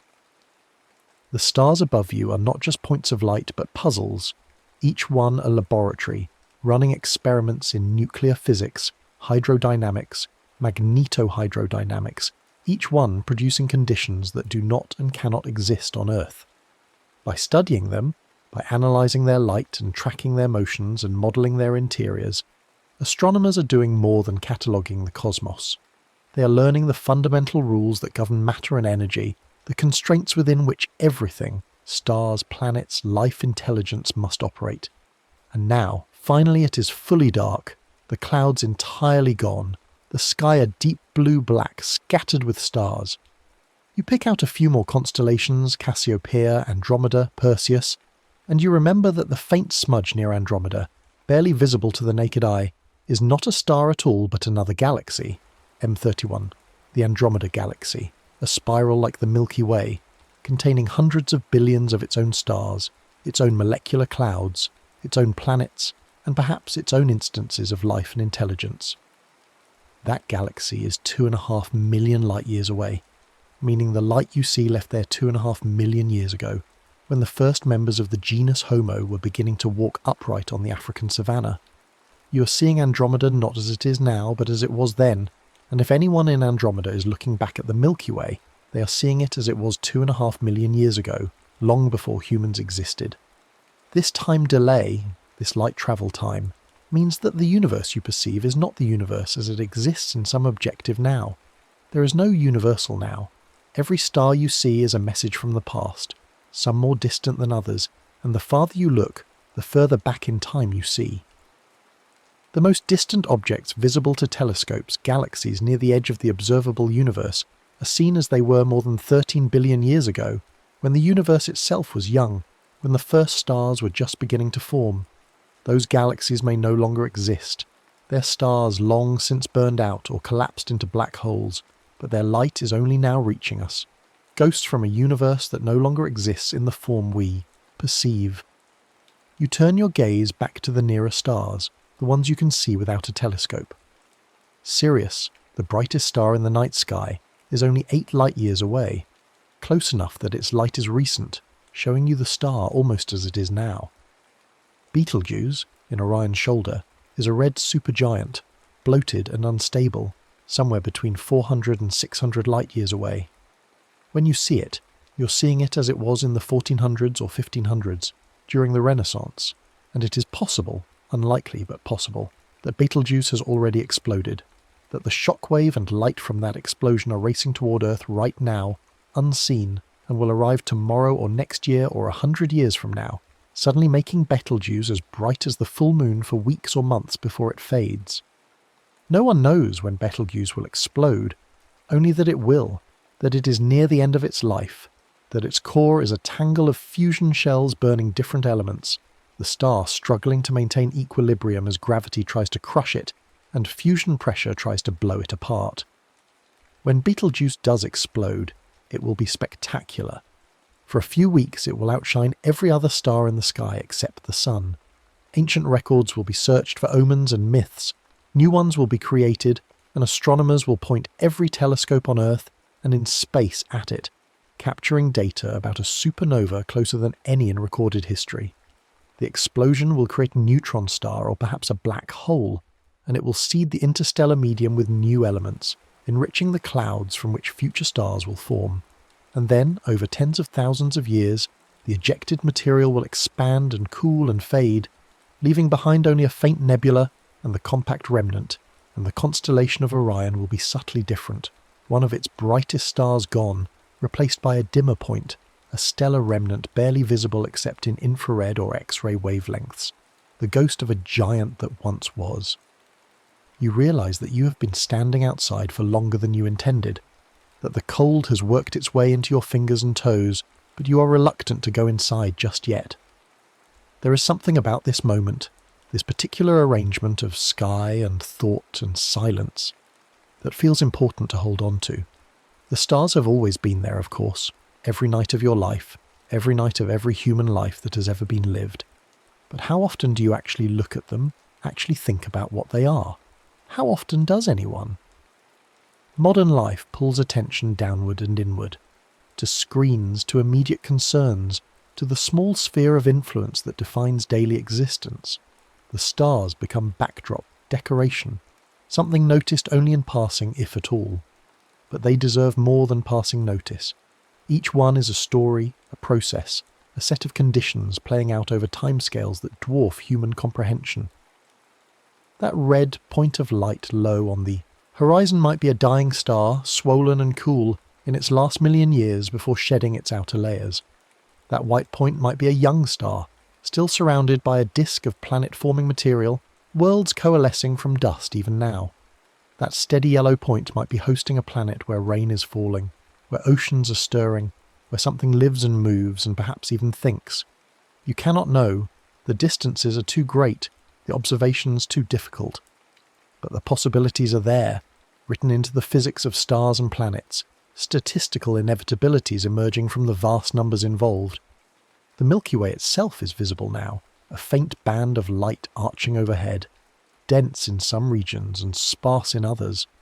You are looking edge-on into the disk of the galaxy, seeing the combined light of billions of stars too distant to resolve individually.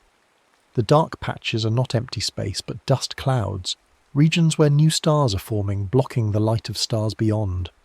The brightest regions are the spiral arms, where star formation is most active, where massive blue stars light up their surroundings before dying young. The galaxy is rotating, all these stars orbiting the common centre where a supermassive black hole weighing millions of solar masses sits quietly, its gravity holding everything together. The Sun orbits that centre once every 230 million years or so, a galactic year, and it has completed about 20 such orbits since it formed. 20 trips around the galaxy during which continents have assembled and broken apart. Species have risen and gone extinct. The whole drama of Earth's history replaying 20 times over while the Sun traces its vast circle. And the galaxy itself is moving, falling toward the Andromeda Galaxy under mutual gravitational attraction. In about 4 billion years, the two galaxies will collide, though collide is perhaps the wrong word, since stars are so widely separated that actual stellar collisions will be rare. Instead, the galaxies will pass through each other, their gravitational interactions flinging stars into new orbits, triggering bursts of star formation as gas clouds collide and compress, eventually merging into a single larger galaxy. The Sun will likely survive this encounter, though it might be flung into a different orbit, perhaps farther from the galactic centre, perhaps closer. Earth might survive as well, or it might not. By then the Sun will be well into its red giant phase, and Earth's fate depends more on the Sun's evolution than on the galactic merger. But the night sky, 4 billion years from now, will be dramatically different. Andromeda no longer a distant smudge but a vast band of light dominating half the sky, its stars mingling with the Milky Ways, the whole system in glorious chaos. You find yourself wondering what humans, or whatever humans become, will make of that sky. Will there still be observers, still beings capable of looking up and understanding what they see? 4 billion years is a long time, longer than life has existed on Earth, long enough for evolution to produce outcomes utterly unlike anything alive today. Or perhaps intelligence will have moved beyond biological substrates entirely, uploaded into machines or distributed across networks spanning star systems, no longer bound to planets or even to matter as we understand it. Or perhaps intelligence will have destroyed itself, a brief flicker in cosmic time, leaving Earth silent again, its atmosphere gradually stripped away by the aging sun, its oceans boiled off, its surface eventually sterilized and dead. There is no way to know. The future is not written in the stars, only probabilities and possibilities, the outcomes of processes too complex to predict in detail. But standing here now, under these stars, you feel a strange sense of continuity with all the other humans who have looked up and wondered. Ancient astronomers tracking the movements of planets, trying to predict eclipses and conjunctions. Medieval scholars debating the nature of the celestial spheres, whether the stars were holes in a crystalline dome or distant suns. Renaissance observers peering through the first telescopes, discovering moons around Jupiter and phases of Venus, realizing that the Earth was not the centre of everything. Victorian spectroscopists analysing starlight, discovering that the same elements present on Earth existed in the stars, that the universe was made of comprehensible matter following comprehensible laws.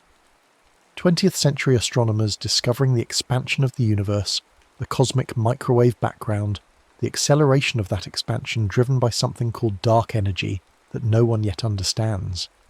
And now, 21st century observers finding planets around other stars, measuring their atmospheres, searching for biosignatures, beginning the long process of determining whether life is common or rare, whether intelligence is inevitable or unlikely.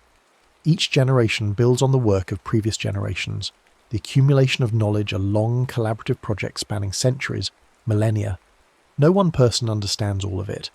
The universe is too large, too complex, the details too intricate for any single mind to hold. But collectively the species knows more than it ever has, and that knowledge continues to grow. every new telescope revealing new puzzles, every new measurement refining our understanding or overturning old assumptions. It is a hopeful thought in a way. Despite everything, despite wars and famines and plagues, despite the petty cruelties and grand tragedies that fill human history, there has always been this thread of curiosity, this drive to understand, to look beyond the immediate and grasp at larger truths. The cold is becoming uncomfortable now, insistent. You stamp your feet, blow on your hands, knowing you should go inside but still reluctant to leave. Above, the stars continue their slow procession across the sky, rising in the east and setting in the west, the apparent motion caused by Earth's rotation, the planets spinning beneath the fixed stars. Except the stars are not fixed at all. They are all in motion, orbiting the galaxy, some moving faster and some slower, some heading toward the galactic centre and some away, the whole system in constant flux. The constellations you see are temporary arrangements, patterns that happen to exist now, but will change over thousands and millions of years as the stars drift relative to each other. The Big Dipper will not always look like a dipper. Orion will not always look like a hunter.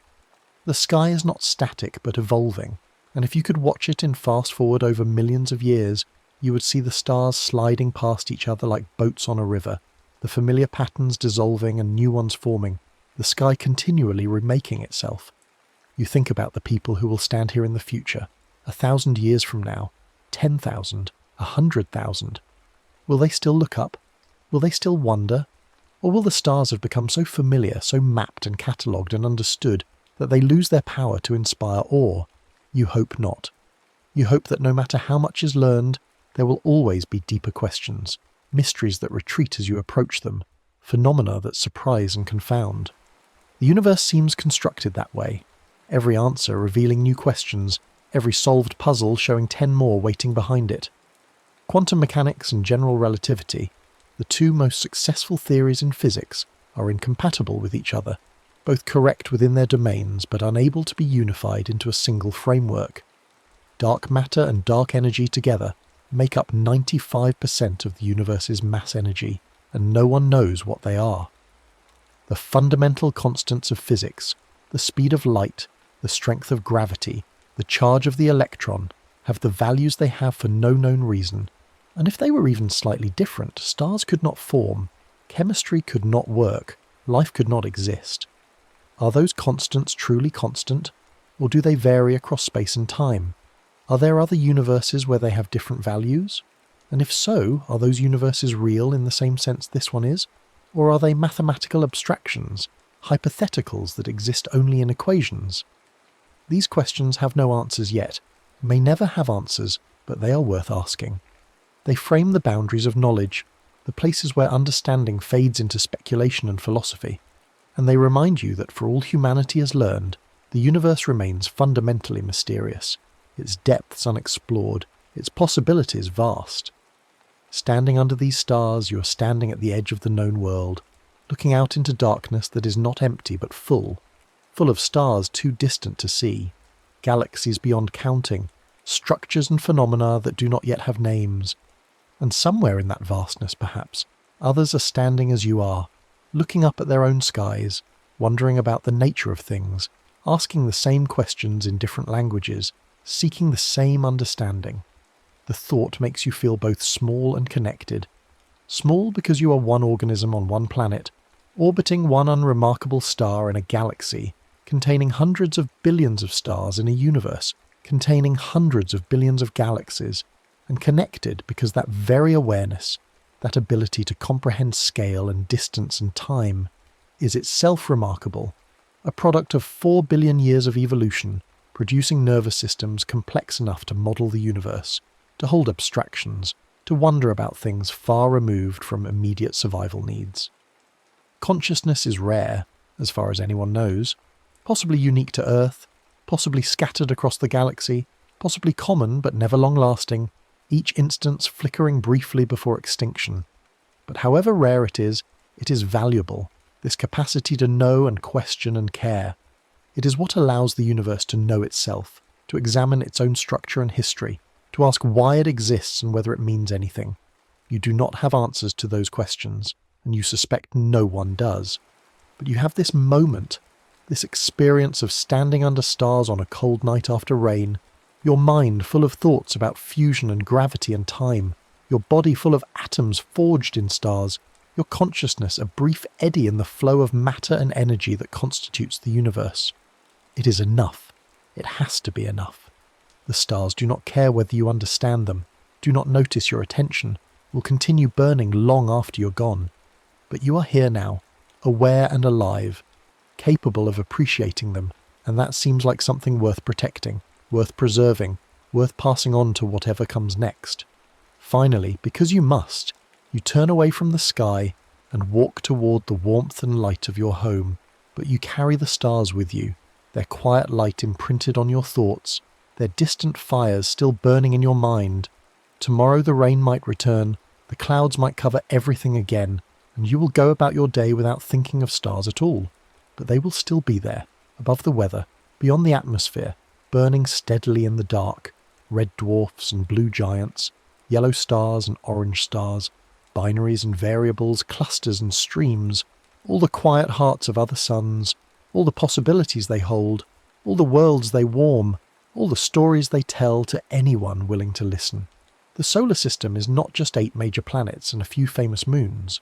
Between and beyond them drift many smaller worlds, round but not dominant, icy or rocky, dim and slow. These are the dwarf planets, quiet bodies whose orbits and histories tell us how the system really formed. They circle in the spaces we used to think were empty, carrying within their frozen surfaces and strange orbits the memory of violence and creation, of collisions that never quite finished, of planets that never quite grew up. A dwarf planet orbits the Sun, has enough mass for its own gravity to pull it into a roughly spherical shape, but hasn't cleared its orbit of other debris. It's not a moon, but it also doesn't rule its neighbourhood the way Earth or Jupiter does. It exists in a middle category, and that middle space turns out to be more interesting than either extreme. These worlds are large enough to be round, to have internal structure, perhaps even geological activity, but small enough that they share their orbital space with thousands of siblings and cousins. They are the in-between things, the objects that make us question our definitions and force us to admit that nature doesn't care much for our neat categories. The closest dwarf planet to the Sun is Ceres, living in the asteroid belt between Mars and Jupiter. It was discovered in 1801 by Giuseppe Piazzi, who thought he'd found a missing planet predicted to exist in the conspicuous gap between the orbits of Mars and Jupiter. For a brief, glorious time, Ceres was called a planet. Then more objects were found in the same region, and Ceres was demoted to asteroid, lumped in with irregular chunks of rock. But Ceres is different. It's dark and round and relatively small, yet large enough to be more like a protoplanet than a chunk of rubble.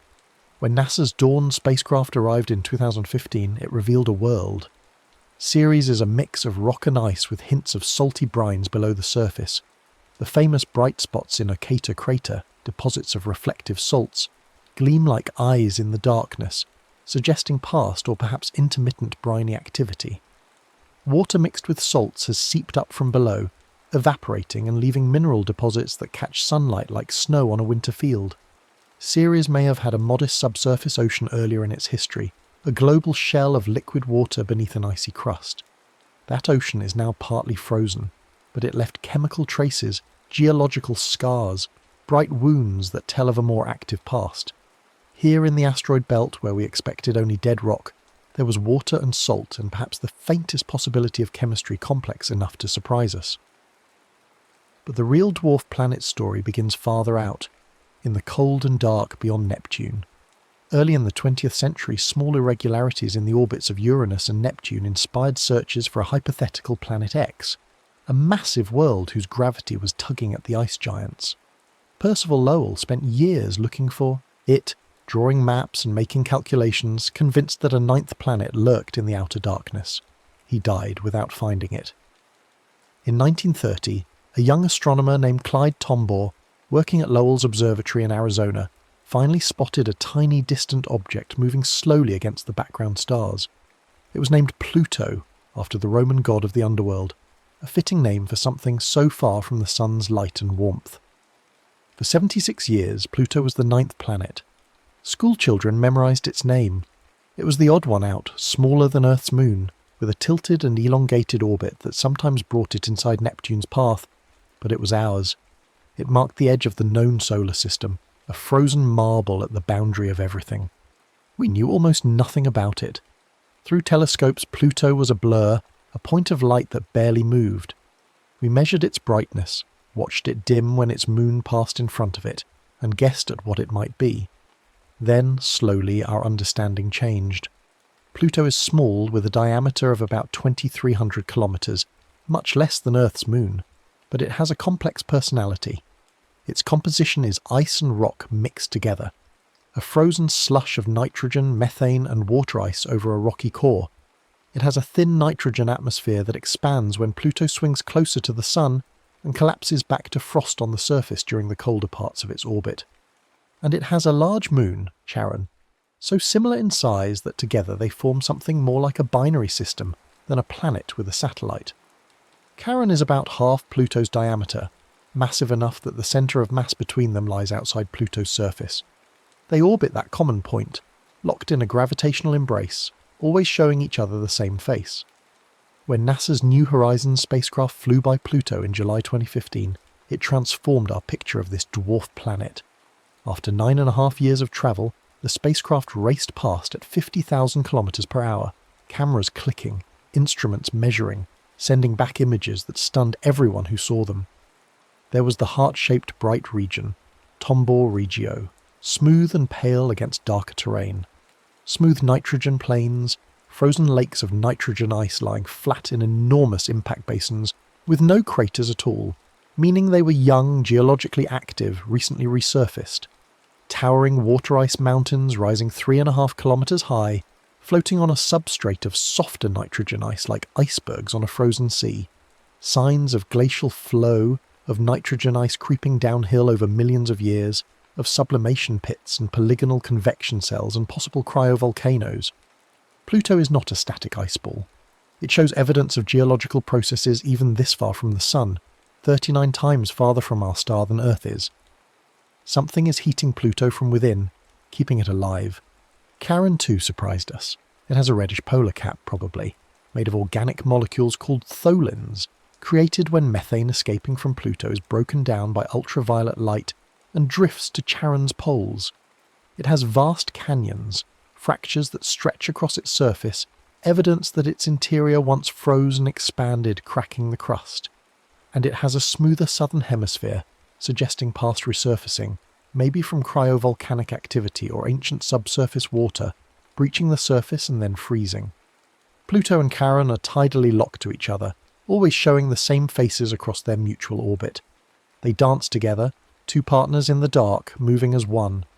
Pluto has 4 smaller moons as well, Nix, Hydra, Kerberos, and Styx, discovered through careful observation and named for figures associated with the underworld. These tiny moons tumble and spin in complex ways, their orbits influenced by the gravitational tug-of-war between Pluto and Charon. They're irregular, potato-shaped, probably fragments from some ancient collision. This little system resembles a miniature version of planet-moon dynamics, scaled down and colder and stranger. Pluto is not alone out there. It's one of many icy bodies in the Kuiper Belt, a donut-shaped region beyond Neptune containing countless small objects, leftovers from the solar system's formation. The Kuiper Belt is named for Gerard Kuiper, who predicted its existence, though others had similar ideas earlier. It's a distant reservoir of comets and ice dwarfs, stretching from Neptune's orbit at 30 astronomical units out to perhaps 50 or more. Many Kuiper Belt objects follow resonant orbits with Neptune. Some, like Pluto, are in a 3-to-2 resonance, orbiting the Sun twice for every 3 Neptune orbits. This resonance protects them from close encounters with Neptune, locking them into stable patterns that have persisted for billions of years. Pluto is a standout among many cousins, the first one we found, the one we knew longest, but just one of a population. In the early 2000s, astronomers began finding more objects out there, large enough to be round, similar in size to Pluto. One of them, discovered in 2005, was nicknamed Xena, before being officially named Eris. Eris is similar in size to Pluto and more massive, with a distant elongated orbit that takes it out to 96 astronomical units at its farthest point. Its discovery raised a question that couldn't be ignored. If Pluto is a planet, what about Eris? And what about other similar objects that were sure to be found? The solar system suddenly seemed crowded with potential planets. Were we going to have dozens of planets? Hundreds? The International Astronomical Union gathered in Prague in 2006 to settle the matter. After days of debate, they refined the definition of a planet. A planet orbits the Sun, has enough mass to be roughly spherical, and has cleared its orbit of other debris. That last criterion was the key. Jupiter and Earth have cleared their orbits. There are no comparable objects sharing their paths. Pluto has not. The Kuiper belt is full of objects in similar orbits. Rather than expanding the list of planets to dozens, astronomers created the dwarf planet category. Pluto, Eris and Ceres became members, later joined by other candidates. Pluto did not shrink. Its size, its moons, its mountains and glaciers remained the same. Its label simply changed to reflect its neighbourhood. Some people were upset. Pluto had been a planet for most of living memory, and now it was something else. But the reclassification wasn't a demotion. It was a recognition that the solar system is more diverse than we'd thought, that there are categories between planet and asteroid, and that Pluto is the king of a vast population of distant frozen worlds. Other dwarf planets joined the list. Haumea, discovered around the same time as Eris, is one of the strangest.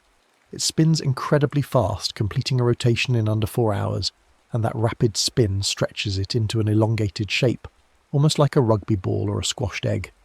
It's about 2,000 kilometres along its longest axis, but only half that in the other directions. Its surface is bright, coated in water ice that reflects most of the light that hits it, making Haumea one of the most reflective objects in the solar system. It has 2 small moons, Hi'iaka and Namaka, named for Hawaiian goddesses, and a ring, the first ring system discovered around a dwarf planet. The ring is narrow and lies in Haumea's equatorial plane, probably formed from debris kicked up by an ancient collision. Haumea shows how spin, collisions and composition can produce unusual shapes at the edge of the system, how even small worlds can be complex and surprising. Makemake, another distant dwarf planet, has a reddish surface, likely coated in methane and other volatile ices. It's smaller than Pluto, about 1,400 kilometres in diameter, with a thin or transient atmosphere, if any. Observations suggest dark patches and bright regions, varied terrain shaped by sunlight, sublimation, and perhaps seasonal frosts. Makemake is named after a creator deity in Rapa Nui mythology, continuing the tradition of linking these distant objects to human stories and cultures. It orbits far from the Sun, taking more than 300 years to complete one orbit, moving slowly through the dark like a forgotten memory. Several dwarf planets may hold subsurface oceans or layers of soft, partially melted ice. Internal heating from radioactive decay and tidal flexing can keep layers of water or ammonia-water mixtures from freezing completely solid. On such small worlds, the ice shell and any ocean beneath are thick compared to the overall size. Ceres may have had one. Pluto might still have one. A thin layer of liquid water or ammonia brine between the ice crust and rocky core, kept from freezing by radiogenic heat and the slow decay of internal warmth. These are not warm oceans. They're cold, salty, under immense pressure in total darkness. But they're liquid, and where there's liquid water there's the faintest possibility of chemistry, of molecules meeting and reacting in ways we don't yet understand. Some dwarf planets have moons and even rings, suggesting past collisions and complex histories. Fragments from impacts can form satellites. Debris can spread into rings. Each system, Pluto and Charon, Eris and its moon Dysnomia, Haumea with its moons and ring, is a small family, evidence that even tiny worlds can host miniature systems. These moons are capture victims or collision fragments, born in violence and now locked into orbits that will last until the Sun dies. Their surfaces are scarred with craters, their interiors long since frozen solid, but they endure, circling their primaries in the cold. The orbits of dwarf planets are often tilted relative to the main planetary plane, and quite elongated, carrying them from relatively closer in to far out. Pluto's orbit is inclined 17 degrees to the ecliptic and eccentric enough that sometimes it's closer to the Sun than Neptune. Eris's orbit is even more extreme, tilted 44 degrees and stretching from 38 to 96 astronomical units. These paths hint at past gravitational encounters with giant planets or migration processes in the early solar system. When Neptune migrated outward, billions of years ago, it scattered many Kuiper Belt objects into tilted, elongated orbits. The outer regions are not tidy. They're the record of dynamic reshaping, of chaos, and near collisions and bodies flung into orbits that will never repeat in any human lifetime. Ceres lives in the asteroid belt where rock dominates and Jupiter's gravity stirs orbits. Pluto, Eris, Haumea, and Makemake orbit in the icy Kuiper Belt. Both environments reveal different aspects of planetary formation. Ceres is a leftover building block of inner planets, a protoplanet that never finished growing because Jupiter's gravity prevented the asteroid belt from coalescing. Outer dwarf planets are pieces of the distant disk, objects that formed in the cold and stayed there, never swept up into the ice giants or ejected from the system entirely. They're survivors, fossils from the era when the solar system was assembling itself. Dwarf planets fit into models of planet formation in important ways. In many simulations, small bodies merge to form larger planets, but some are left behind, never fully accreted or later scattered outward. Dwarf planets are surviving protoplanets and large planetesimals, frozen embryos that never became adults. They tell us what the early solar system looked like, when the sun was young and the disk was full of ice and rock, when planets were still growing and the orbits were unstable. They're witnesses to a time we can't see directly, carrying evidence in their compositions and orbits, in the craters on their surfaces and the frozen oceans beneath. We study these distant objects using telescopic imaging, measurements of brightness and colour, stellar occultations where a dwarf planet passes in front of a star, and spacecraft flybys like Dawn and New Horizons. Each technique adds bits of information about size, shape, atmosphere, and surface composition. Telescopes can detect colour variations that hint at surface materials. Occultations let us measure size and detect thin atmospheres. Spacecraft give us close-up images, spectra, gravity measurements, the kind of detail that transforms a point of light into a world. But spacecraft are rare and expensive, and the journey takes years or decades. Most dwarf planets we know only from a distance, from faint signals gathered by patient observers. The names chosen for these worlds link modern scientific classification to older human stories and cultures. Ceres from Roman agriculture, goddess of grain and harvest. Pluto from the underworld, the shadowy realm beyond life. Eris from discord and strife. Haumea from Hawaiian mythology, goddess of childbirth. Makemake from Rapa Nui tradition, creator of humanity. Names give these distant objects a place in our language as well as our equations, connecting them to the myths and stories humans have told for thousands of years. Even now, when we name something, we're telling a story about it, placing it in relation to ourselves and our history. There are likely more dwarf planets we haven't officially recognised yet. Large Kuiper Belt objects and distant bodies that meet the criteria but await detailed study. As surveys improve, the catalogue of dwarf planets will probably grow. There are candidates out there: Sedna, Quaoar, Orcus, Gongong, dozens more, some with moons, some with unusual orbits, all waiting for enough data to be confirmed. The solar system will feel more populated in its outer parts, more crowded with spherical worlds that aren't quite planets, but aren't quite asteroids either. The dwarf planet concept forces us to refine our language. Instead of a simple planet-not-planet divide, we now see a spectrum: small, irregular bodies, dwarf planets, terrestrial planets, gas giants, ice giants. Our mental picture becomes less like a simple list and more like a gradient of sizes and roles. Size matters, but so does location, composition, and dynamical history. A world is defined not just by its mass, but by its context, by where it lives and what it's made of and how it interacts with its neighbours.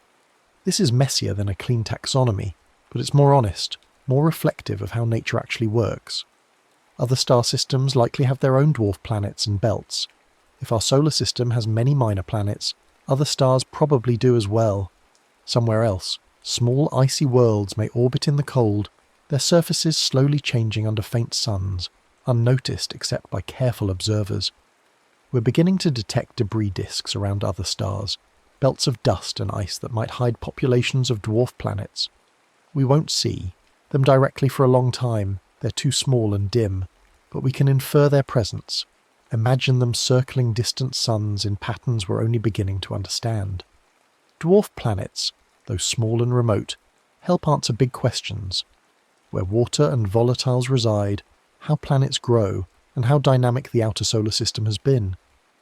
They expand our understanding of what counts as a world. A world doesn't have to be large or close or well lit. It can be small and far and dark and still be complex, still have mountains and glaciers and maybe oceans, still have a story worth telling. These distant spheres circle in the cold, carrying evidence of the solar system's formation, of collisions and migrations and the slow sculpting of orbits by gravity. They're quiet, overlooked, easy to dismiss, but they matter. They tell us that the solar system is bigger and stranger than we thought, that the edges are not empty but full of life, not biological life, but geological life, the slow breath of worlds that change and endure and remember. Seen from far away, the solar system is bright inner planets near the sun, giant planets farther out, and beyond, dim little spheres tracing slow, tilted loops through the dark. Under the hush of rain, these distant dwarf planets circle on timescales much longer than a human life, quietly continuing the story of how our solar system came to be. They're the forgotten ones, the overlooked ones, the worlds that didn't make it into the simple diagrams we draw for children. But they're real, and they're out there, and they're waiting for us to notice them, to send our eyes and instruments their way, to learn what they have to teach. In the end, they remind us that nature is not obligated to fit our categories, that the universe is full of in-between things, and that sometimes the most interesting stories are told by the smallest voices. They drift in the darkness where sunlight is barely more than starlight, where a year lasts centuries, and the temperature never rises above a few dozen degrees above absolute zero. These are the patience worlds, the waiting worlds, places where change happens so slowly that a human lifetime would capture only the smallest fraction of a season. Ice sublimates molecule by molecule. Craters accumulate over millions of years. The faint tug of distant Neptune shifts orbits by fractions of degrees across geological epochs. Time moves differently out there, stretched and slowed like light redshifting as it climbs out of a gravity well. When we think about planets, we think about worlds we could stand on, worlds with horizons and weather and maybe even life. But dwarf planets challenge that image. Most of them are places where standing would mean sinking into nitrogen frost or methane snow, where the horizon curves away sharply because the world is so small, where the sun hangs in a black sky as just another bright star among many. They're alien in a way that even Mars isn't, because Mars at least feels like a place humans might eventually walk. Dwarf planets feel like monuments to time and cold, sculptures carved by forces so gradual they're almost invisible. Consider what it means that Pluto has glaciers. On Earth, glaciers flow because ice under pressure becomes plastic, because the weight of snow accumulated over centuries presses down and forces the ice beneath to deform and flow downhill. Pluto's nitrogen ice does the same thing, but slower, colder, under gravity that's barely 6% of Earth's. The ice in Sputnik Planitia flows at rates of centimetres per year, creeping across the landscape like cold honey, filling in craters, smoothing away the scars of ancient impacts. This is geology at the edge of possibility, processes happening so slowly that even geologists have to think in units of millions of years to see the patterns. And yet these worlds are not dead. Dead implies they were once alive and ceased to be. These worlds are something else, dormant perhaps, or simply operating on timescales we struggle to comprehend. Ceres has had recent cryovolcanic activity within the last few million years, possibly within the last few thousand. Ahuna Mons, a mountain on Ceres that rises 4 kilometres high, is probably a cryovolcano, a place where salty water mixed with mud erupted from below and froze into a dome. The Dawn spacecraft found organic molecules on Ceres' surface, complex carbon compounds that might have formed in the subsurface ocean and been brought up by geological activity. These are not the building blocks of life, not quite, but they're the chemistry that comes before, the ingredients waiting for the right conditions. Pluto's surface is young in places, which means something is still happening there. The nitrogen plains of Sputnik Planitia have almost no craters, suggesting they've been resurfaced within the last 10 million years, maybe within the last million. That's yesterday in geological terms. Something is driving this activity. The most likely explanation involves a subsurface ocean of water mixed with ammonia. kept liquid by radiogenic heat from the decay of radioactive elements in Pluto's core. The ocean might be in contact with the rocky core, allowing chemical reactions between water and rock, the kind of reactions that on Earth support hydrothermal vent ecosystems. No one is suggesting there's life in Pluto's ocean. The conditions are too cold, too hostile, too far from any energy source, but the chemistry is there, the possibility space exists. The same might be true for other dwarf planets. Eris is large enough that it should have retained heat, should have a differentiated interior with a rocky core and icy mantle. If it has enough ammonia or other antifreeze compounds mixed with its water ice, it could have a subsurface ocean. We don't know. We've never sent a spacecraft there, never gotten close enough to measure its gravity field or look for signs of geological activity. Eris remains, mostly a mystery, a bright dot in telescopes, a world we know exists but haven't truly met. The same is true for most of the other candidates. Sedna, discovered in 2003, has one of the most extreme orbits known, stretching from 76 astronomical units at its closest to nearly 1,000 at its farthest. It takes more than 11,000 years to complete one orbit. Right now it's approaching perihelion, the closest point to the Sun, but even at its closest it's more than twice as far out as Neptune. Its orbit is so extreme that it's hard to explain. Neptune's gravity can't reach it. Some other force must have pulled Sedna into that orbit. Maybe a rogue planet that was ejected from the solar system early on. Maybe a passing star, maybe even the gravitational influence of the galaxy itself. Sedna is evidence of something we don't fully understand, a fossil orbit that points to events billions of years ago. Then there's Gong, another distant object with a large moon, about 1,200 kilometers across, red-tinted, probably rich in methane ice. There's Quaoar, which has a ring that shouldn't exist according to our models, because it lies too far from the dwarf planet for the ring particles to be stable. The ring should either spread out or coalesce into a moon, but it persists, challenging our understanding of orbital dynamics. There's Orcus, sometimes called the anti-Pluto because it has an orbit similar to Pluto's but phase-shifted, so when Pluto's at perihelion, Orcus is at aphelion, and vice versa. These objects are more than just catalogue entries. Each one is a puzzle piece, a clue to how the solar system formed and evolved. The formation story of dwarf planets is intertwined with the formation of everything else. In the earliest days, 4.5 billion years ago, the solar system was a disk of gas and dust surrounding a newborn star. In the cold outer regions of that disk, beyond what would become the orbits of Jupiter and Saturn, ice could condense.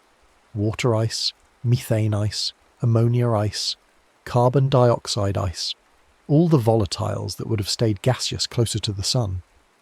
Tiny ice grains stuck together, building up into larger and larger chunks. Some of these chunks grew into the cores of Uranus and Neptune.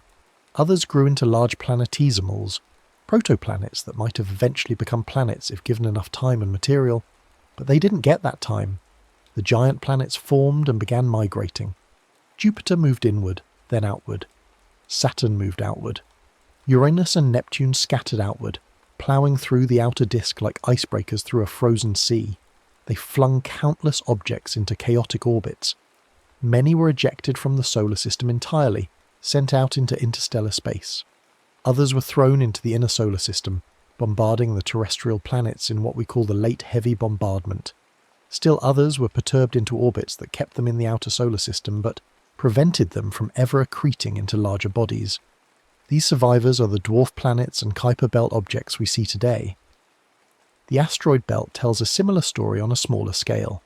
Between Mars and Jupiter, rocky planetesimals were accumulating, building up into larger bodies. Ceres was one of the largest, well on its way to becoming a proper planet. But Jupiter's gravity stirred the region, increasing collision velocities until impacts shattered bodies instead of merging them. Ceres survived because it was already large enough to be mostly immune to catastrophic disruption, but it never grew larger. The material that should have formed a planet between Mars and Jupiter is now spread across millions of asteroids, with Ceres as the lone dwarf planet, a reminder of what might have been. This history is written in the compositions and orbits of dwarf planets. The inner solar system is rocky because the sun's heat drove off volatiles. The outer solar system is icy because the cold allowed them to condense.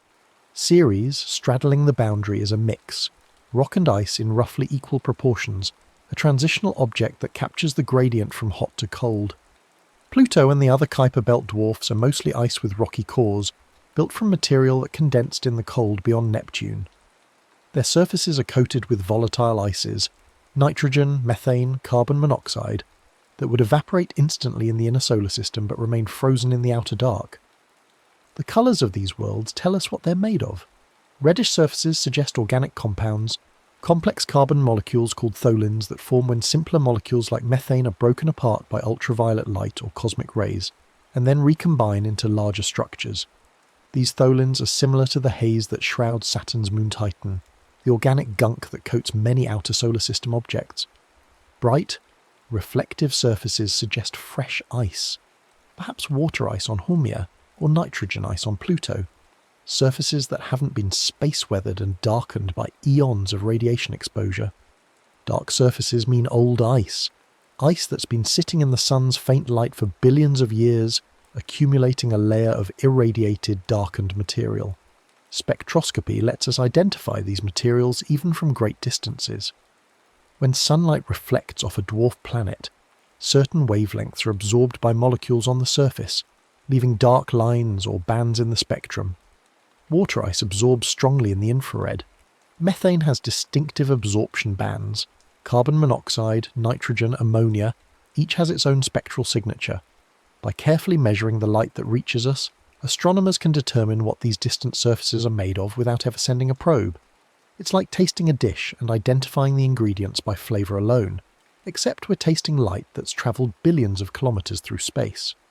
The presence of moons around dwarf planets tells us about their collision histories. Charon is too large to have formed from an impact on Pluto. It probably formed from a glancing collision between two large protoplanets, an impact that sent debris into orbit that then coalesced into Charon. The smaller moons, Nix, Hydra, Kerberos, Styx, are probably fragments from that same collision or from later impacts. Dysnomia, Eris's moon, likely formed from an impact. Haumea's moons and ring almost certainly did, because Haumea itself shows signs of a massive collision that set it spinning and left it with a bright icy surface, where deeper material was excavated and exposed. These collisions were violent beyond imagination. When two dwarf planet-sized objects collide at speeds of several kilometres per second, the energy released is measured in billions of nuclear bombs. Material is vaporized, melted, shattered, thrown into space. Some of it escapes entirely. Some falls back to form a debris disk. Some coalesces into moons. The primary bodies are deformed, heated, sometimes partially melted despite the cold. These are events that reshape worlds, that turn spheres into oblongs, that create families of objects where there was once just one, and yet these worlds survive. They're battered, scarred, but intact. The craters that cover their surfaces are records of impacts large and small, accumulated over billions of years. Each crater is a timestamp, a moment when a chunk of rock or ice travelling through space happened to intersect this particular world's orbit. The largest craters are ancient, filled in by later geological activity or degraded by slow sublimation. The smallest are fresh, crisp, their rims sharp and bright. By counting craters and measuring their sizes, planetary scientists can estimate surface ages, can figure out which regions are old and which are young, which have been resurfaced and which have remained unchanged since the solar system's youth. Pluto's heart, Tombaugh Regio, is almost crater-free, which means it's young. The nitrogen ice there is flowing, resurfacing the region, erasing impacts. But just outside the heart, the darker regions called Cthulhu Regio and Mengpo, the surface is ancient, covered in craters, probably dating back billions of years. The contrast is stark, smooth plains next to rugged ancient terrain. This tells us that Pluto's geological activity is localized, that not all of the dwarf planet is active, only certain regions where conditions allow ice to flow, or where internal heat reaches the surface. Charon shows a similar dichotomy. Its northern hemisphere is fractured and rough, while its southern hemisphere is smoother, less cratered, suggesting it was resurfaced at some point in the past. The dividing line between the two hemispheres is sharp, a geological boundary that marks some change in Charon's history. Perhaps the subsurface ocean froze and expanded, cracking the northern hemisphere while the south was covered by cryovolcanic flows. Perhaps tidal heating, from Pluto, back when Charon's orbit was still evolving, was stronger in one hemisphere than the other. We don't know for certain. We have one flyby's worth of data, a handful of images and measurements, and from that we're trying to reconstruct billions of years of history. This is the nature of planetary science in the outer solar system. We work with fragments, with glimpses, with data so sparse that every pixel and every spectrum is precious. When New Horizons flew past Pluto, it took thousands of images, but even so, it only photographed about half the surface at high resolution. The other half remains mostly unmapped, known only from lower resolution images taken from farther away. For most other dwarf planets, we have even less. We have light curves showing how their brightness changes as they rotate, suggesting shapes and surface patterns. We have colours indicating compositions. We have occultation data giving sizes and hints of atmospheres. But we don't have maps. Not really. We have sketches, outlines, suggestions of what these worlds might be like. And yet from these sketches we build understanding. We compare Pluto to other icy moons like Triton and Europa and Enceladus, looking for common patterns. We compare Ceres to asteroids and comets, trying to understand where it fits in the spectrum of small bodies. We run computer simulations of planetary migration and see if they produce populations of dwarf planets with orbits like the ones we observe. We model interior structures, figuring out how much rock and ice would be needed to produce the observed mass and size, whether a subsurface ocean is plausible, how much heat would be generated by radioactive decay. Slowly, piece by piece, we're building a picture of these distant worlds. The search for more dwarf planets continues. Modern surveys like the Dark Energy Survey, the Panoramic Survey Telescope and Rapid Response System, and the upcoming Vera Rubin Observatory are scanning the sky, looking for faint moving objects. Most of what they find are smaller, Kuiper Belt objects a few hundred kilometres across, trans-Neptunian objects in distant orbits. But occasionally something larger appears, something big enough to be round, to be a dwarf planet. Each discovery adds to our catalogue, refines our understanding of the outer solar system's population. There are predictions of even larger objects out there. Some astronomers have proposed the existence of Planet 9, a hypothetical super-Earth or mini-Neptune in a distant, elongated orbit, based on clustering patterns in the orbits of extreme trans-Neptunian objects. If Planet 9 exists, it would be a true planet, not a dwarf, massive enough to have cleared its orbit. But it hasn't been found yet, and the evidence is still debated. Other astronomers suggest that the clustering could be explained by observational bias, or by the combined gravitational effects of many smaller objects rather than one large one. The search continues, whether or not Planet 9 exists. We know there are more dwarf planets waiting to be discovered. The outer solar system is vast, and our surveys have only scratched the surface. Objects in the scattered disk, the region beyond the Kuiper Belt where orbits are highly elongated and randomly oriented, are particularly hard to find because they spend most of their time far from the Sun, too faint to detect. We only see them when they happen to be near perihelion, passing through the region where our telescopes can spot them. Sedna is an example. We found it during its current approach to the Sun, but in a few thousand years it will be too far away to see, vanishing into the darkness for another 11 millennia. There's also the Oort cloud, a hypothetical spherical shell of icy bodies surrounding the solar system at distances of thousands to hundreds of thousands of astronomical units.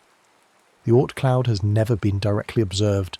It's too far away, its object's too faint, but we infer its existence from the long-period comets that occasionally fall into the inner solar system, with orbits that suggest they came from very far away. Could there be dwarf planets in the Oort cloud? Almost certainly, but we'll never see them with current technology. They're too distant, too dark, lost in the vast space between our Sun and the nearest stars.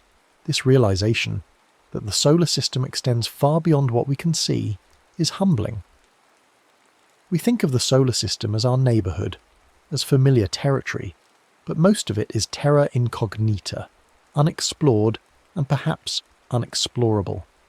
The 8 major planets and their moons, the asteroids and comets we've visited, even the dwarf planets we know about, they're all in the inner regions, the suburbs of the Sun's gravitational domain, the true edge of the solar system, the boundary where the Sun's gravity finally yields to the collective pull of the galaxy, is 1,000 times farther out than Neptune, in a region we've barely begun to map. And yet, even in what we have explored, mysteries remain. Why does Haumea spin so fast? The most likely explanation is a massive impact, but the details are unclear. Why does Makemake have such a variable surface, with bright and dark regions? Why are some Kuiper Belt objects binary, two similar-sized objects orbiting each other, while others have tiny moons, or no moons at all? Why are the orbits of trans-Neptunian objects distributed the way they are, with certain resonances overpopulated and others nearly empty? These questions drive the science forward.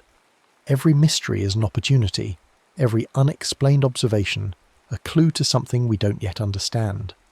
Dwarf planets are windows into the solar system's past, into the era of planet formation, into the migration of giant planets and the sculpting of the Kuiper Belt. They're also windows into planetary processes in extreme conditions, geology at low temperatures, atmospheres at low pressures, oceans under ice shells on worlds, barely larger than earthly moons. The future of dwarf planet exploration is uncertain.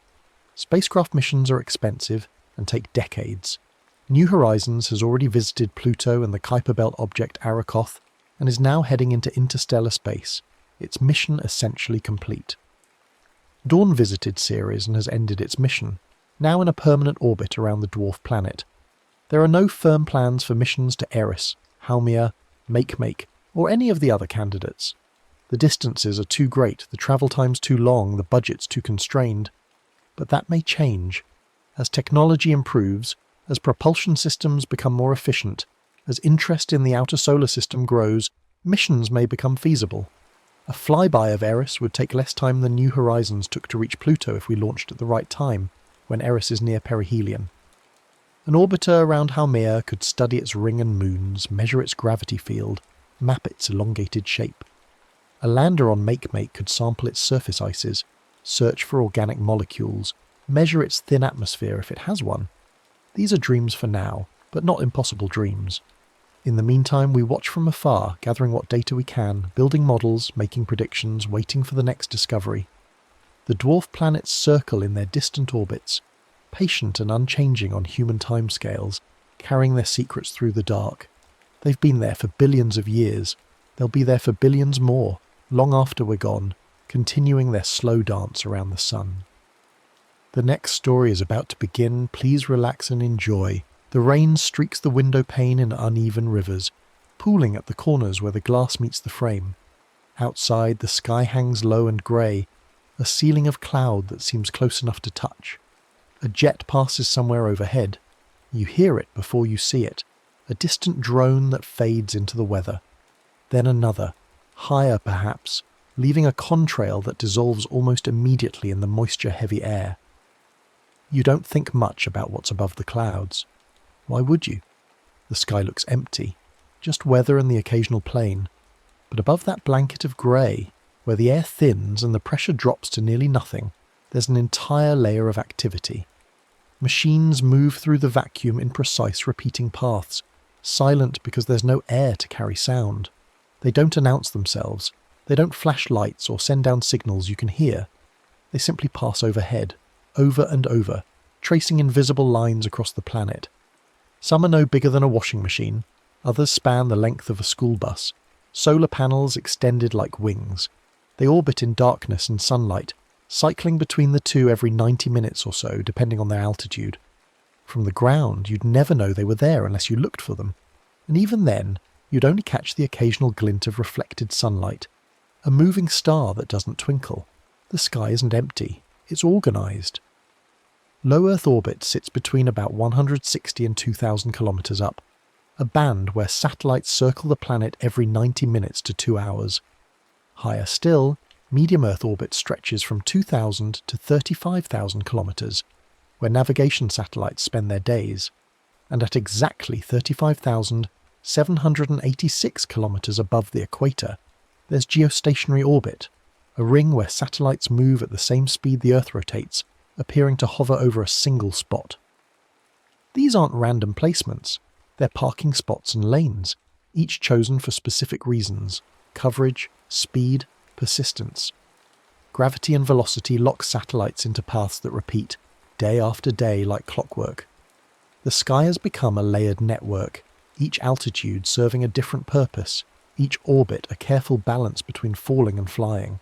Consider GPS. You use it without thinking. Pull out your phone, open a map, and a blue dot appears showing exactly where you are. It feels like magic, or at least like something simple. But there's no map in the sky. What's up there is time. 24 satellites orbit at about 20,000 kilometers, each carrying atomic clocks so precise they lose less than a nanosecond per day. These clocks tick in perfect synchronization, and each satellite broadcasts a timestamp, essentially saying, "It is now this exact moment, and I am here." Your phone's GPS receiver listens to these broadcasts from 4 or more satellites at once. The signals travel at the speed of light, but space is vast enough that tiny differences in arrival time become measurable. One satellite's signal reaches you a fraction of a millisecond before another's. From that delay, the receiver calculates distance. If you're 700 kilometers from one satellite and 800 from another, your position can only be in certain places. Add a third and fourth satellite, and the possible locations narrow to a single point on Earth's surface. It's not maps in the sky, it's synchronized clocks becoming maps through geometry and time. Other systems do the same. Russia's GLONASS, Europe's Galileo, China's Beidou, each with their own constellations overlapping in coverage. A modern phone listens to all of them, combining dozens of timing signals to pinpoint your location within meters, sometimes centimeters. The system is so reliable you forget it's there, forget that it depends on machines overhead silently counting nanoseconds. Weather satellites operate differently. Some sit in polar orbits, passing over the North and South Poles every orbit while the Earth rotates beneath them. Over days, they scan every part of the globe, building up images strip by strip. Others hover in geostationary orbit fixed above the equator, watching the same hemisphere continuously. These satellites carry cameras and sensors that see far beyond visible light. Infrared to measure temperatures, microwave bands to peer through clouds, ultraviolet channels to track ozone. They watch storms form over warm oceans, hurricanes spiral toward coasts, jet streams snake across continents. They measure humidity, wind speed inferred from cloud motion, sea surface temperatures that influence weather weeks ahead. The data streams down to ground stations where computers digest it, feeding forecast models that predict rain, heat, cold, snow. The weather app on your phone pulling up a 7-day forecast depends on satellites patiently watching from 22,000 miles away, recording subtle shifts in cloud patterns and atmospheric moisture, sending that information down to be processed into predictions. Without them, forecasters would have far fewer data points, especially over oceans and remote areas where ground stations are sparse. Communication satellites handle a different kind of traffic. Picture a large antenna pointed at a satellite in geostationary orbit transmitting a signal. The satellite's transponder receives it, amplifies it, shifts its frequency, and beams it back down to another ground station hundreds or thousands of kilometers away. The signal bends through space rather than travelling along cables or overland lines. Television broadcast once depended heavily on this. Your local cable company receiving feeds from satellites, distributing them through neighbourhood lines.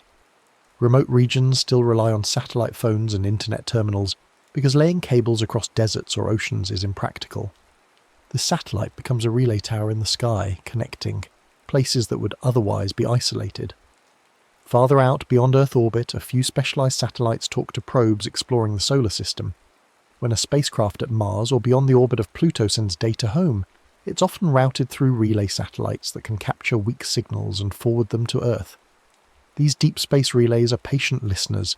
They're large dishes aimed at distant machines, waiting for scheduled transmissions that take minutes or hours to arrive at light speed. Recently, the architecture has shifted. Instead of a few large expensive satellites in high orbits, companies are launching thousands of small ones into low Earth orbit, creating constellations that blanket the planet. Starlink is the most visible example, satellites orbiting at about 550 kilometers, moving fast enough that they cross the sky in minutes. A user on the ground with a phased array antenna connects to whichever satellite is overhead at the moment, and as that satellite sets below the horizon, the connection hands off to the next one rising. The system mimics cellular towers, except the towers are moving and there are thousands of them. The benefit is global coverage, remote islands, ships at sea, rural areas far from fibre lines, All can access broadband internet. The trade-off is that the sky now has far more moving points of light. On clear nights, especially just after sunset or before dawn when the satellites are still in sunlight, but the ground is dark, you can see them, a parade of steady lights moving in formation, bright enough to catch the eye. Astronomers have raised concerns. Long exposure photographs meant to capture faint galaxies now include streaks from satellites passing through the frame. There are discussions about darker coatings, lower orbits that decay faster, adjusting flight paths. But the fact remains that low Earth orbit is now crowded in a way it wasn't a decade ago. These satellites communicate using radio waves and increasingly lasers. Radio has been the standard for decades. It spreads in a wide beam, tolerates clouds and rain, and doesn't require perfect aiming. Ground stations and satellites exchange signals in various frequency bands, carefully managed to avoid interference. Higher frequencies carry more data but require clearer paths. Lower frequencies penetrate obstacles better but carry less information. Engineers balance these factors based on mission needs. Recently, laser links have emerged as an alternative. A laser is a narrow beam, far more focused than radio, allowing satellites to talk to each other across thousands of kilometers with high data rates. The challenge is precision. The beam must be aimed within microradians, and anything blocking the path, clouds, particles, can disrupt the signal. Between satellites in orbit, though, the path is clear, and laser crosslinks can form meshes where data hops from one satellite to another, reducing reliance on ground stations. The sky becomes not just a collection of relays, but a network where machines talk among themselves, routing information through the constellation before sending it down. Each satellite's orbit determines what it sees. A polar orbit, inclined near 90 degrees to the equator, passes over both poles each circuit. As Earth rotates beneath, the satellite eventually covers every latitude, making polar orbits ideal for mapping and surveillance. Equatorial orbits, inclined near 0 degrees, stay close to the equator, seeing only the tropics. Inclined orbits split the difference, covering mid-latitudes effectively, but leaving polar regions largely unseen. Altitude matters too. Lower orbits offer closer, sharper views but move fast and require more satellites for continuous coverage. Higher orbits see more of the planet at once but with less detail. Geostationary orbit trades motion for persistence. The satellite appears stationary, so ground antennas can point at one spot indefinitely, but the altitude limits the sharpness of images and introduces signal delay. Designers choose paths to match missions. GPS needs medium orbits for wide coverage and predictable timing. Weather satellites benefit from geostationary positions for constant monitoring. Earth observation satellites often prefer low polar orbits for high resolution and global reach. The sky has become a patchwork of trajectories, each tuned to a specific task. And then there's the debris. Not every object overhead is functional. Defunct satellites, spent rocket stages, fragments from collisions and anti-satellite tests all remain in orbit, each following its own path governed by gravity. A broken satellite doesn't fall immediately. Depending on altitude, it might orbit for years or decades before atmospheric drag finally pulls it down.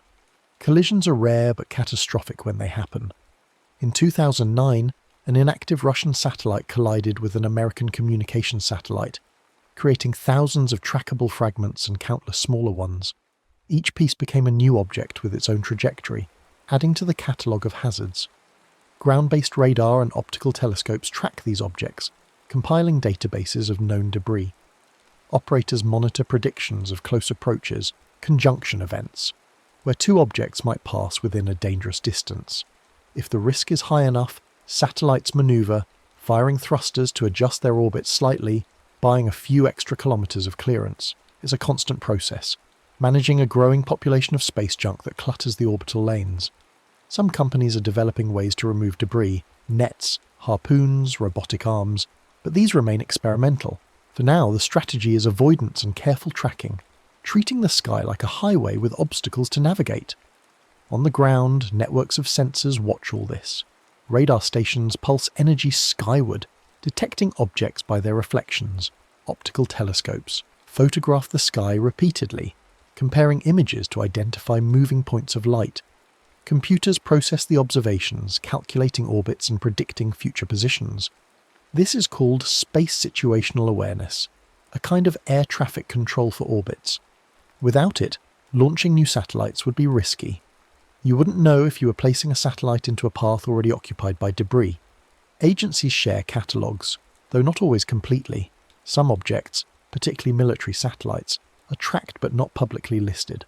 The goal is to keep the sky usable, to prevent cascading collisions that could render certain orbits too dangerous for operations. It's infrastructure maintenance for an environment most people never think about, a background effort to keep the lanes clear. Sometimes the space environment makes itself visible. Auroras, northern and southern lights, occur when charged particles from the sun follow Earth's magnetic field lines down into the atmosphere, typically near the poles. These particles, part of the solar wind, stream constantly from the sun, but during solar storms the flow intensifies. When they collide with oxygen and nitrogen atoms high in the atmosphere, energy transfers and atoms emit light. Greens, reds, purples, shimmering curtains that ripple across the night sky. For people on the ground, it's beautiful, something to photograph and marvel at. For satellite operators, it's a concern. The same energetic particles that create auroras can disrupt radio communications, interfere with GPS signals, and even damage electronics on satellites if radiation levels spike high enough. Solar storms can also heat and expand the upper atmosphere, increasing drag on low-orbit satellites, pulling them lower faster than planned. Operators monitor space weather forecasts, watching for coronal mass ejections and solar flares, adjusting satellite operations when necessary. The auroras are feedback, a visible sign of the invisible interaction between the sun, Earth's magnetic field, and the machines we've placed in between. Getting satellites into orbit requires rockets. Launch is a controlled explosion, burning tons of fuel to lift a payload out of the atmosphere and accelerate it to orbital velocity, roughly 7 to 8 kilometers per second for low Earth orbit. Rockets climb vertically at first, then gradually pitch over, building horizontal speed as they rise. The first stage burns out and falls away. Upper stages continue, fine-tuning the trajectory. Once the desired altitude and velocity are reached, the payload separates and deploys.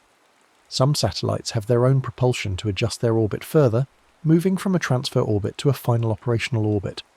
After deployment, small thrusters handle station keeping, minor adjustments to counteract atmospheric drag, correct drift, or avoid debris. Fuel is precious.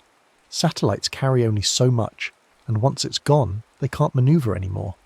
Operators budget fuel carefully, planning years of small corrections, knowing that eventually the satellite will become uncontrollable and either be moved to a graveyard orbit or left to decay. The launch is a one-time event, but maintaining the orbit is ongoing. Geostationary orbit deserves special attention. At exactly 35,786 kilometers above the equator, a satellite's orbital period matches Earth's rotation, one orbit every 24 hours. From the ground, the satellite appears fixed in the sky. This is extraordinarily useful. A ground-based dish antenna can point at a single location and maintain a continuous link. Television providers use geostationary satellites to broadcast channels across entire continents. Weather agencies place satellites there to monitor hemispheres continuously, providing stable views for tracking storm development. Communications networks rely on the fixed position for reliable, always available connections. The downside is distance. Signals take about a quarter of a second to travel up and back, introducing noticeable delay in conversations. And because geostationary orbit sits above the equator, satellites can't see polar regions well. High northern or southern latitudes appear foreshortened and distant. But for mid-latitudes and tropics, geostationary orbit provides a stable platform, a ring of watchers circling the planet at the speed of its spin. Timekeeping extends beyond GPS. Satellites help distribute precise time to systems worldwide. Financial networks use synchronized timestamps to order transactions and prevent conflicts. Power grids coordinate the phase of alternating current across vast areas, ensuring that electricity flows smoothly. Telecommunications networks align data packets so transmissions don't collide. All of this depends on coordinated universal time, disseminated partly through satellites.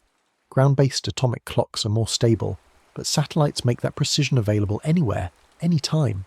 A GPS receiver doesn't just give location, it gives time accurate to tens of nanoseconds. Data centers, stock exchanges, and cell towers pull timing signals from the sky, synchronizing their operations invisibly. If navigation satellites failed, maps would stop working. But so would many systems that depend on the timing signal as a hidden synchronization pulse. Earth-observing satellites go beyond weather. Some carry sensors tuned to specific wavelengths that reveal information invisible to the eye. Near-infrared light reflects strongly from healthy vegetation, allowing satellites to map forests, farmland and grasslands in detail, assessing crop health or tracking deforestation.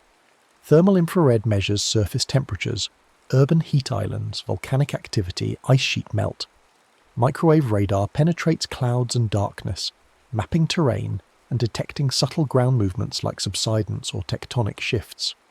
Ocean colour sensors measure phytoplankton, concentrations tracking biological productivity and pollution. Satellites monitor ice thickness in polar regions, land use changes in cities and farms, air quality from fires and industry. These datasets feed into agriculture, forestry, disaster response and climate science. Researchers use decades of satellite imagery to track changes over time, forests shrinking, glaciers retreating, cities expanding, building a long-term visual record of the planet's transformation. At the same time, other satellites look outward. Space telescopes observe the universe from above the atmosphere, avoiding distortion from turbulence and water vapour. Without air to scatter and absorb light, they record wavelengths that never reach the ground: far infrared, ultraviolet, X-rays. They sit in stable orbits or at special gravitational balance points, where the Sun and Earth's gravity combine to hold them in place relative to Earth.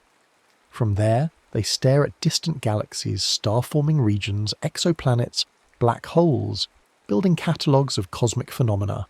The sky becomes an observatory platform, offering a clear view outward that ground telescopes can't match. But ground telescopes still matter. Large observatories on mountaintops, above much of the atmosphere's water vapour, conduct wide-field surveys and follow-up observations.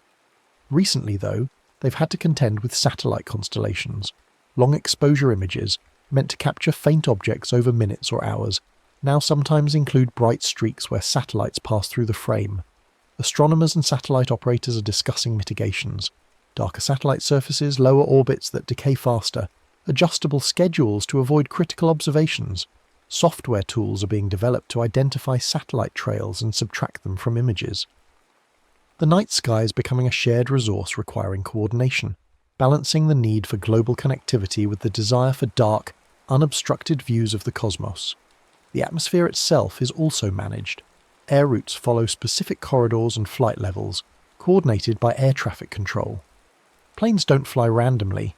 They follow designated paths, separated by altitude and lateral spacing. GPS, radar and radio beacons help pilots navigate, while controllers on the ground coordinate takeoffs, landings and crossings.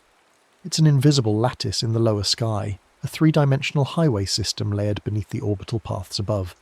Jets cruise at 10 to 12 kilometres, well below even the lowest satellites, but the principle is similar: organised paths, constant monitoring, adjustments to avoid conflicts. Radio astronomy depends on quiet. Some observatories are built in radio quiet zones, areas where ground transmitters are restricted so faint cosmic signals aren't drowned out by terrestrial broadcasts. The Very Large Array in New Mexico, the Green Bank Telescope in West Virginia, these facilities listen for radio waves from pulsars, distant galaxies, and the cosmic microwave background. As the sky fills with satellites and their radio links multiply, frequency management becomes critical. Astronomers coordinate with satellite operators, negotiating spectrum allocations and transmission schedules to protect certain frequencies for scientific observations. It's a shared challenge, balancing communication needs with the desire to listen for weak signals from the universe. Long-term climate monitoring comes from satellites that remain in orbit for decades, instruments recalibrated periodically to maintain consistency. They track sea level rise with radar altimeters, measure atmospheric carbon dioxide and methane, monitor ice sheet thickness with laser ranging, observe temperature changes across land and sea.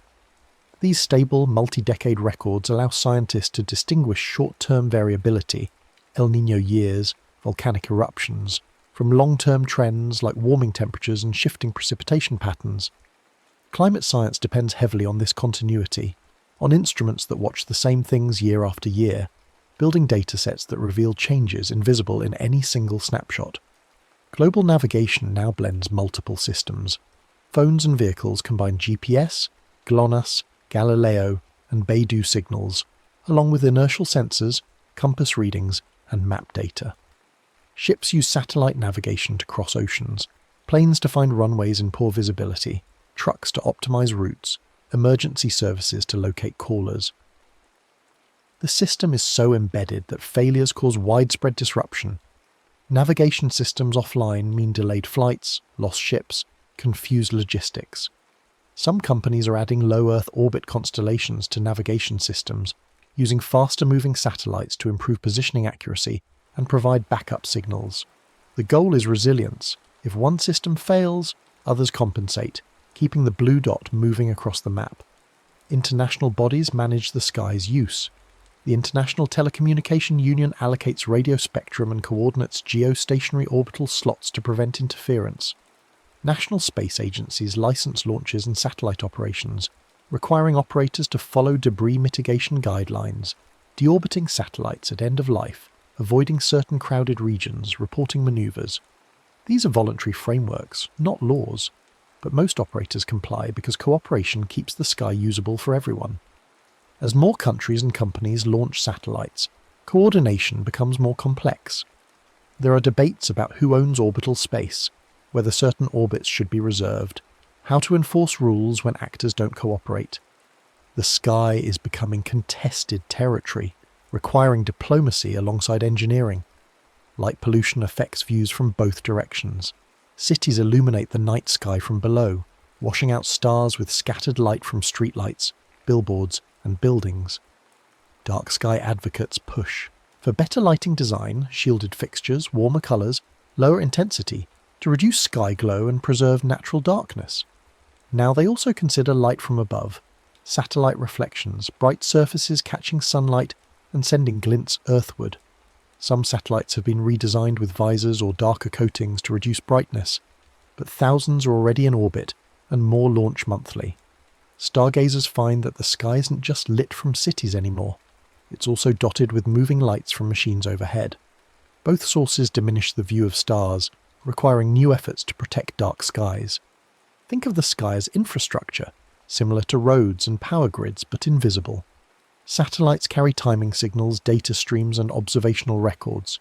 Aircraft carry people and goods. Telescopes carry information inward from the cosmos. This overhead layer connects continents, instruments and archives. It's infrastructure you use daily without seeing. Your phone's location, the weather forecast, a video call across oceans, the synchronization of a power grid, the data flowing between servers. The sky supports a vast, quiet system that makes distant places feel near, makes information flow freely, makes global coordination possible. It's easy to forget because it's silent and far away, but it's there, always working, always looping, always linking. The rain continues outside, tapping steadily against the window. Drops merge and race down the glass in uneven paths, disappearing at the sill. The clouds hang heavy, blocking any view of stars or satellites. Somewhere above, invisible in daylight and weather, the machines continue their paths. GPS satellites broadcast timing signals. Weather satellites scan clouds and ocean temperatures. Communications satellites relay signals across continents. Telescopes in orbit photograph distant galaxies. Sensors measure Earth's forests and ice sheets. Debris drifts in slow orbits, tracked by ground stations. Aircraft follow their corridors below, passengers unaware of the navigation signals guiding them. The sky's not empty, it's full of movement and information, a layered network of purpose and precision. The rain falls, puddles form, and the world below goes about its routines. Above, the quiet machinery keeps turning, connecting maps and calls and forecasts, linking places too far apart to touch, making the planet feel smaller than it really is. You look up and see only clouds, but the sky is working. The next story is about to begin. Please relax and enjoy. The night sky holds no pictures. If you stripped away every human memory, every story whispered around fires, every child's pointing finger tracing invisible lines, you would be left with what actually exists. scattered points of light at vastly different distances, burning with no awareness of each other, no knowledge of the shapes we claim to see. The constellations are not written in the cosmos. They are written in us, drawn by minds seeking pattern in randomness, order in chaos, a way to hold the infinite in something small enough to remember. Before cities glowed and screens flickered, the night was truly dark. When the sun dropped below the horizon, a different world emerged overhead. The Milky Way stretched like a river of milk across the black, so dense with stars that it seemed solid enough to walk upon. Against this backdrop, certain stars burned brighter, forming natural groupings that caught the eye. Early humans, sitting beneath this celestial theatre, began to connect the dots. They saw animals in the arrangements, hunters frozen mid-stride, boats sailing through darkness, tools they recognised from daily life. These patterns became more than decorative, they became functional. The shapes carried myths that taught moral lessons and preserved history. They marked the passage of time, signalling when to plant crops or when storms might come. For navigators crossing featureless oceans or endless deserts, the patterns became compasses, reliable friends that never slept. The stars themselves were patient teachers, returning night after night with clockwork precision. A person could spend a lifetime learning their rhythms, noting how certain patterns climbed higher each evening as weeks passed, how they shifted with the seasons in an endless cycle. Young children learned from elders which shapes to watch for, which stories belonged to which clusters of light. Knowledge passed down through generations became encoded in these celestial pictures, a form of memory storage more reliable than any oral tradition alone. The sky became a vast mnemonic device, where each pattern triggered recall of essential information: when to expect rains, which direction led to water, what time of year brought game animals through familiar paths. In this way, constellations functioned as humanity's first external hard drive, information stored not in the stars themselves, but in the relationship between stars and human minds trained to read them. Yet the remarkable thing about these pictures in the sky is that they were never universal. The same cluster of 7 bright stars that one culture called a bear was, to another, a wagon or a plough.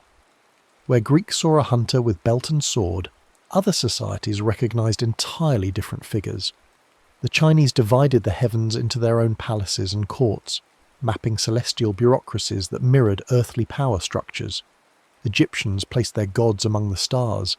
Mesopotamians tracked planets through star patterns, recording their movements on clay tablets. Across the Pacific, Polynesian navigators learned intricate star paths, memorising how different patterns rose and set at various latitudes, using this knowledge to cross thousands of miles of open ocean without instruments. Indigenous peoples of the Americas, Australia and Africa each developed rich astronomical traditions, their own constellations serving their own needs, telling their own stories.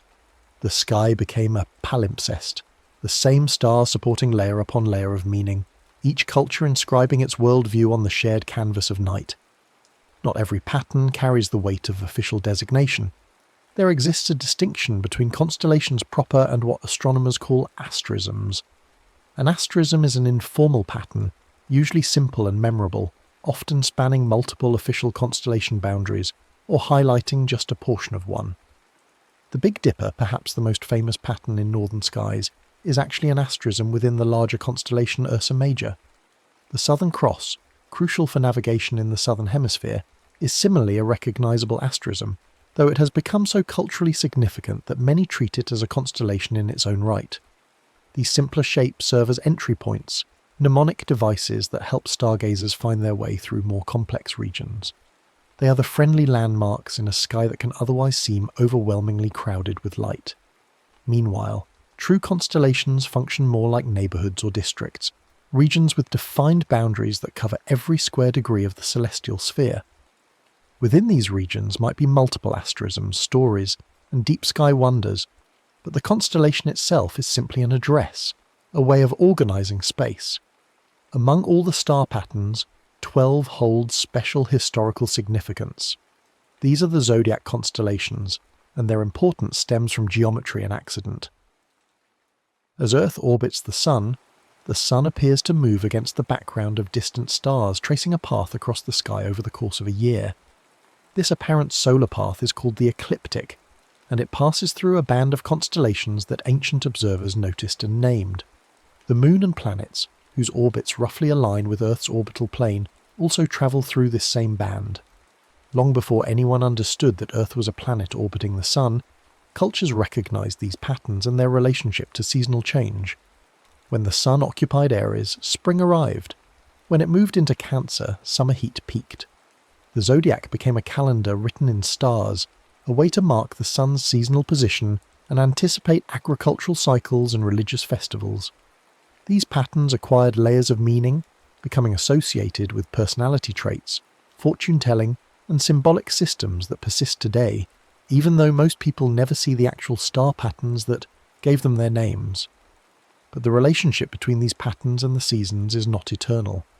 Earth spins on an axis tilted relative to its orbital plane, and this axis itself slowly wobbles like a spinning top winding down, completing one full wobble approximately every 26,000 years. This precession gradually shifts where Earth's axis points in space.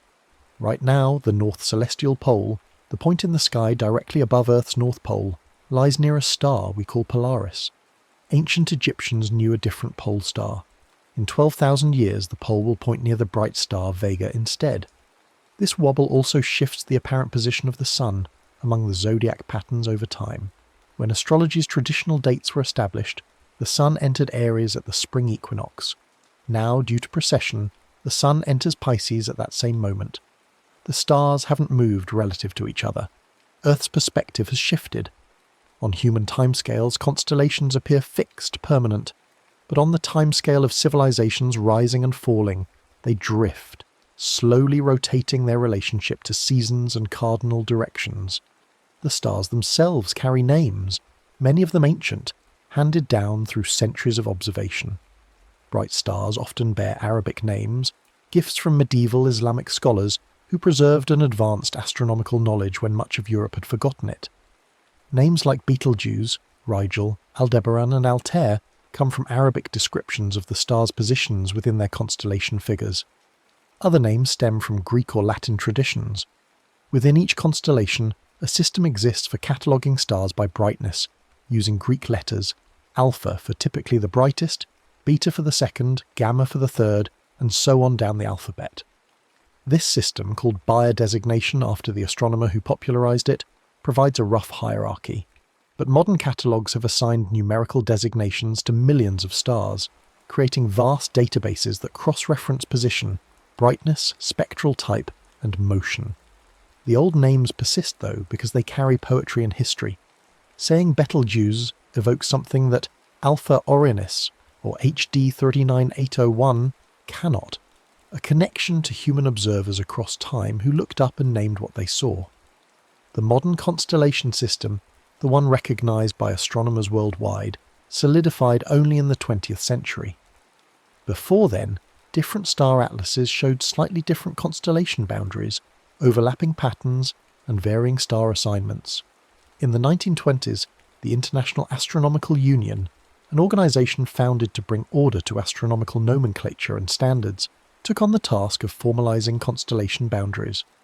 They settled on 88 official constellations, drawing precise borders using celestial coordinates. These borders follow lines of right ascension and declination, the celestial equivalent of longitude and latitude. Now every single point in the sky belongs to exactly one constellation, the way every spot on Earth falls within some nation's territory or the boundaries of an ocean. Some of these constellations bear ancient names with deep mythological roots. Others, particularly those in the southern sky or those filling gaps between older patterns, received modern, often uninspired names: Telescopium, Microscopium, Sextans, Circinus. The division wasn't based on story or cultural significance, but on practical need to cover the sphere completely, to give astronomers a standardized reference system.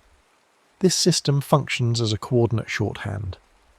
While professional astronomers locate objects using precise right ascension and declination numbers, constellations provide useful context, especially for communication. Announcing a new supernova in Virgo immediately tells observers roughly where to point their telescopes, narrowing the search from the entire sky to a manageable region. Star charts, both historical and modern, divide the celestial sphere into these named sections, blending ancient storytelling with geometric precision. The constellation becomes both postal code and character, both map grid and myth. This dual nature, scientific and narrative simultaneously, makes constellations uniquely valuable teaching tools, bridges between the human need for story and the scientific need for systematic organisation. For much of human history, these patterns served intensely practical purposes. Long before GPS satellites and magnetic compasses, travellers and sailors found their way using stars. In the northern hemisphere, finding Polaris meant finding north, and Polaris could be located by following the pointer stars of the Big Dipper asterism. Once you knew which direction was north, other directions followed. In the southern hemisphere, where no bright star marks the celestial pole, navigators learned to use the Southern Cross and nearby pointer stars to approximate south. The altitude of certain stars above the horizon gave clues about latitude. Sailing toward the equator, northern constellations sank lower while southern patterns climbed higher. Experienced navigators memorized how patterns rose in the east, arced across the sky, and set in the west, using this celestial clockwork to judge time as well as direction. The patterns were more than pictures. They were instruments, tools embedded in memory rather than metal. The sky itself rotates through seasons, a slow carousel of patterns. Stand outside on a winter evening in the northern hemisphere, and you might see Orion dominating the southern sky, his belt unmistakable, accompanied by Taurus and Gemini. Return 6 months later in summer, and Orion has vanished, replaced by Scorpius low in the south, Sagittarius toward the thickest part of the Milky Way, Cygnus flying overhead. These seasonal appearances became calendars. When certain stars rose just before dawn, farmers knew planting time had arrived. When other patterns appeared at sunset, harvest approached. The cycle repeated with reassuring regularity, year after year, generation after generation. Cultures built their rhythms around these sky markers, timing migrations, festivals, and religious observances to stellar appearances. The sky was a book everyone could read, weather permitting, requiring no literacy or wealth, only clear nights and patient observation. Memory became encoded in pattern, knowledge preserved in stories attached to shapes. Each constellation typically carries not one story, but many, accumulated over centuries from different cultures and traditions. Take Orion, visible from almost everywhere on Earth. Greek tradition sees a hunter, boastful and bold, killed either by a scorpion or by the goddess Artemis, depending on which version you read, and placed in the sky opposite Scorpius, the two never appearing together, eternal enemies. But other cultures saw different figures in those same stars. Some saw a canoe, others a group of dancers, still others a farm tool or a deity's body. Chinese astronomy divided those stars among several of their own constellations, not recognizing a single unified figure. The multiplicity of stories demonstrates that constellations are narrative containers, flexible enough to hold whatever meaning a culture needs them to carry. They are not discoveries but inventions, collective creative acts repeated independently across the globe. The stars forming these patterns share nothing but our perspective. Within any given constellation, the stars typically lie at vastly different distances from Earth. Two stars that appear side by side in the sky might be separated by hundreds of light years, one relatively nearby, the other impossibly remote, appearing similar only because we view them along nearly the same line of sight. Their colours hint at their nature. Hot blue stars burn fiercely, cooler red stars smoulder, yellow stars like our sun occupy a middle ground. Brightness indicates not just intrinsic luminosity but also distance and size. A faint star might be dim because it's genuinely small and cool, or because it's extraordinarily far away, or both. Modern astronomy has measured these distances, revealing the three-dimensional structure hidden behind the two-dimensional pattern. The sky's depth, invisible to ancient observers, turns out to be vast beyond comprehension, with constellation patterns as flat projections of a deep reality. Even the patterns themselves are temporary, though on timescales so long they seemed eternal to those who first drew them. Stars move through space with their own individual velocities, called proper motion. The stars of the Big Dipper, for instance, are slowly drifting, and in 50,000 years the familiar shape will have warped into something unrecognizable. Ancient observers saw slightly different patterns than we do. though the changes during recorded human history are small, enough that ancient star maps remain largely recognisable. On geological or astronomical timescales, constellations dissolve and reform constantly. They are momentary alignments, meaningful only during the brief window of human civilization. Beings who might look up from Earth a million years from now would draw entirely different pictures, name entirely different patterns, the stars having reshuffled themselves across the sky. Between and within the constellation boundaries lie treasures beyond the stars themselves. Nebulae, vast clouds of gas and dust where new stars are born, glow with distinctive colours that reveal their chemical composition. Star clusters, groups of stars born together and still bound by gravity, appear as smudges to the naked eye, resolving into jewelled gatherings through telescopes. Galaxies, entire cities of billions of stars, hide within constellation borders, often requiring dark skies and optical aid to perceive it all. These deep sky objects often take the name of their host constellation for identification: the Orion Nebula, the Andromeda Galaxy, the Crab Nebula in Taurus. The constellation becomes an address, a way to direct attention to a specific region of the vast celestial sphere. Amateur astronomers learn the constellations as much for this practical navigation purpose as for the beauty of the patterns themselves. The southern sky posed a special challenge for European astronomers during the Age of Exploration. Mediterranean and northern European cultures had thoroughly mapped their visible sky, constellations stretching back to ancient Mesopotamia and beyond. But as ships sailed south, crossing the equator and reaching southern latitudes, new sky appeared, stars and patterns never seen from Europe. Early explorers and astronomers assigned new constellation names to these regions, often technical or contemporary rather than mythological: telescopium for the telescope, octans for the octant navigation instrument, microscopium for the microscope. Some southern constellations received exotic names: Tucana the toucan, Pavo the peacock, birds encountered in distant lands. Yet indigenous peoples of the southern hemisphere had always known this sky intimately, with their own rich traditions. Australian Aboriginal astronomy, for instance, recognised patterns in the dark lanes of the Milky Way itself, seeing an emu, a canoe, and other shapes formed not by bright stars but by the absence of light, by silhouetted dust clouds against the glowing band. These dark constellations represent another way of reading the sky, focusing on negative space and contrast, showing the variety of approaches human minds take when pattern seeking among the stars. The same sky that inspired scientific astronomy also gave rise to astrology, and the relationship between the two has always been complicated. Both use the same constellations, the same star names, the same positional measurements, but they diverge in purpose and method.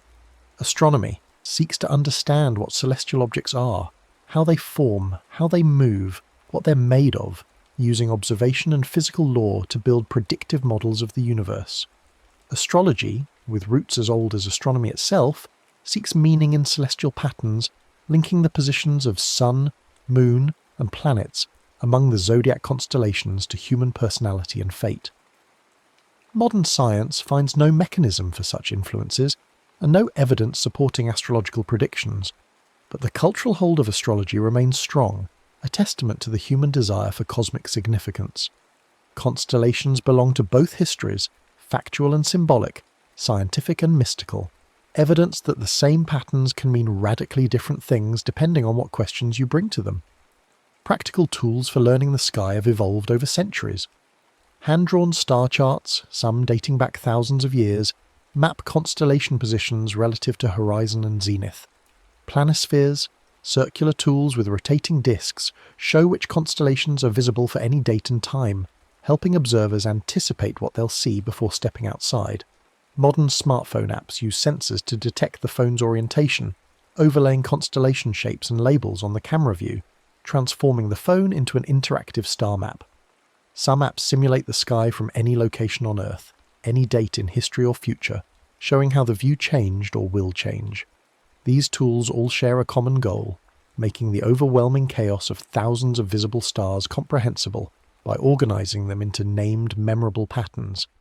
They translate the actual sky into something approachable, turning randomness into structure, teaching the eye what to look for. Yet many people today never see the sky these tools describe. Light pollution from cities washes out all but the brightest stars, reducing constellations to skeletal fragments. Where ancient observers saw the Milky Way as a river of light and could count hundreds of stars with naked eyes, modern urban dwellers might see only a dozen bright points on a clear night. The patterns become impossible to complete, the connections impossible to draw.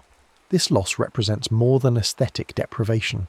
It severs a connection between humans and cosmos that existed for all of our history until the last century. Children who never see a star-filled sky miss something fundamental, some sense of scale and wonder and context for our place in the universe. Efforts to preserve dark skies, through regulations on outdoor lighting and establishment of dark sky reserves, aim to keep some places where the full glory of the night remains visible, where anyone can still step outside and see what our ancestors saw, the pictures they drew among points of scattered light. Constellations make excellent teaching tools because they meet learners where they are. A child or beginner can start by learning to recognize one obvious pattern: Orion's belt in winter, the Big Dipper in summer.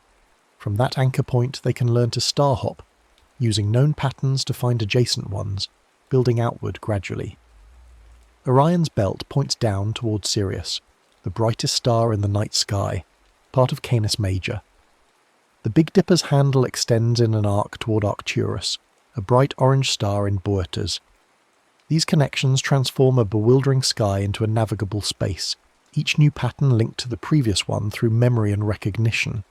As familiarity grows, deeper lessons emerge naturally: why stars have different colours, what makes some bright and others faint, how distance and intrinsic luminosity combine to create apparent brightness.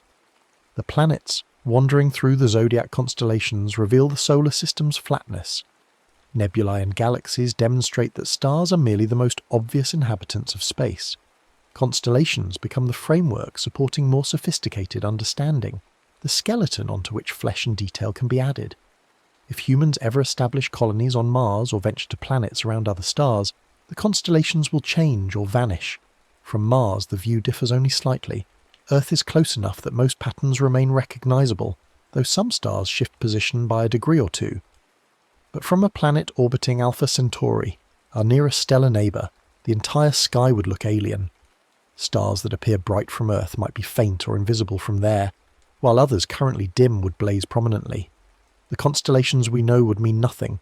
Colonists would undoubtedly draw their own patterns, name their own figures, create their own mythology from a different arrangement of lights.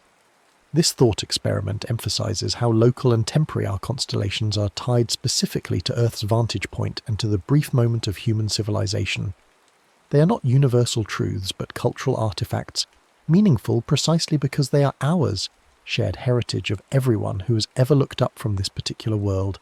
Despite the enormous diversity of constellation traditions, something remarkable emerges: convergence. Many cultures, independently, noticed the same bright groupings and recognized them as significant, even when they assigned different names and stories. The 7 bright stars of the Big Dipper, or Ursa Major, appear in countless cultural traditions, sometimes as an animal, sometimes as a vehicle, sometimes as figures or objects, but almost always recognized as a distinct unit. The Pleiades, a tight cluster visible as a small glowing patch to the naked eye, appears in myths from every inhabited continent, called the Seven Sisters in some traditions, different names elsewhere, but always noted, always significant. This overlap suggests that certain patterns are particularly compelling to human perception, bright enough and distinctly grouped enough that they naturally catch attention. The sky becomes a shared heritage, an informal global collaboration where different cultures independently marked the same celestial landmarks, even as they interpreted them through different lenses. We all looked up at the same stars and felt compelled to organize them, to name them, to tell stories about them. That universal impulse connects us across time and culture. End with the rain still falling softly, a gentle percussion above in the darkness. Somewhere beyond the clouds and the rain, the stars continue shining, indifferent to weather, to human observation, to the names and stories and patterns we impose upon them. The stars are not in Orion. They are simply there, burning through nuclear fusion, each one a sun in its own right, some dying, some being born, all following the laws of physics through 3-dimensional space, that our flat perspective flattens into pictures. The constellations exist only in the slender region where starlight meets human mind, where scattered points become connected shapes, where randomness becomes pattern because pattern helps us remember, helps us navigate, helps us tell our stories.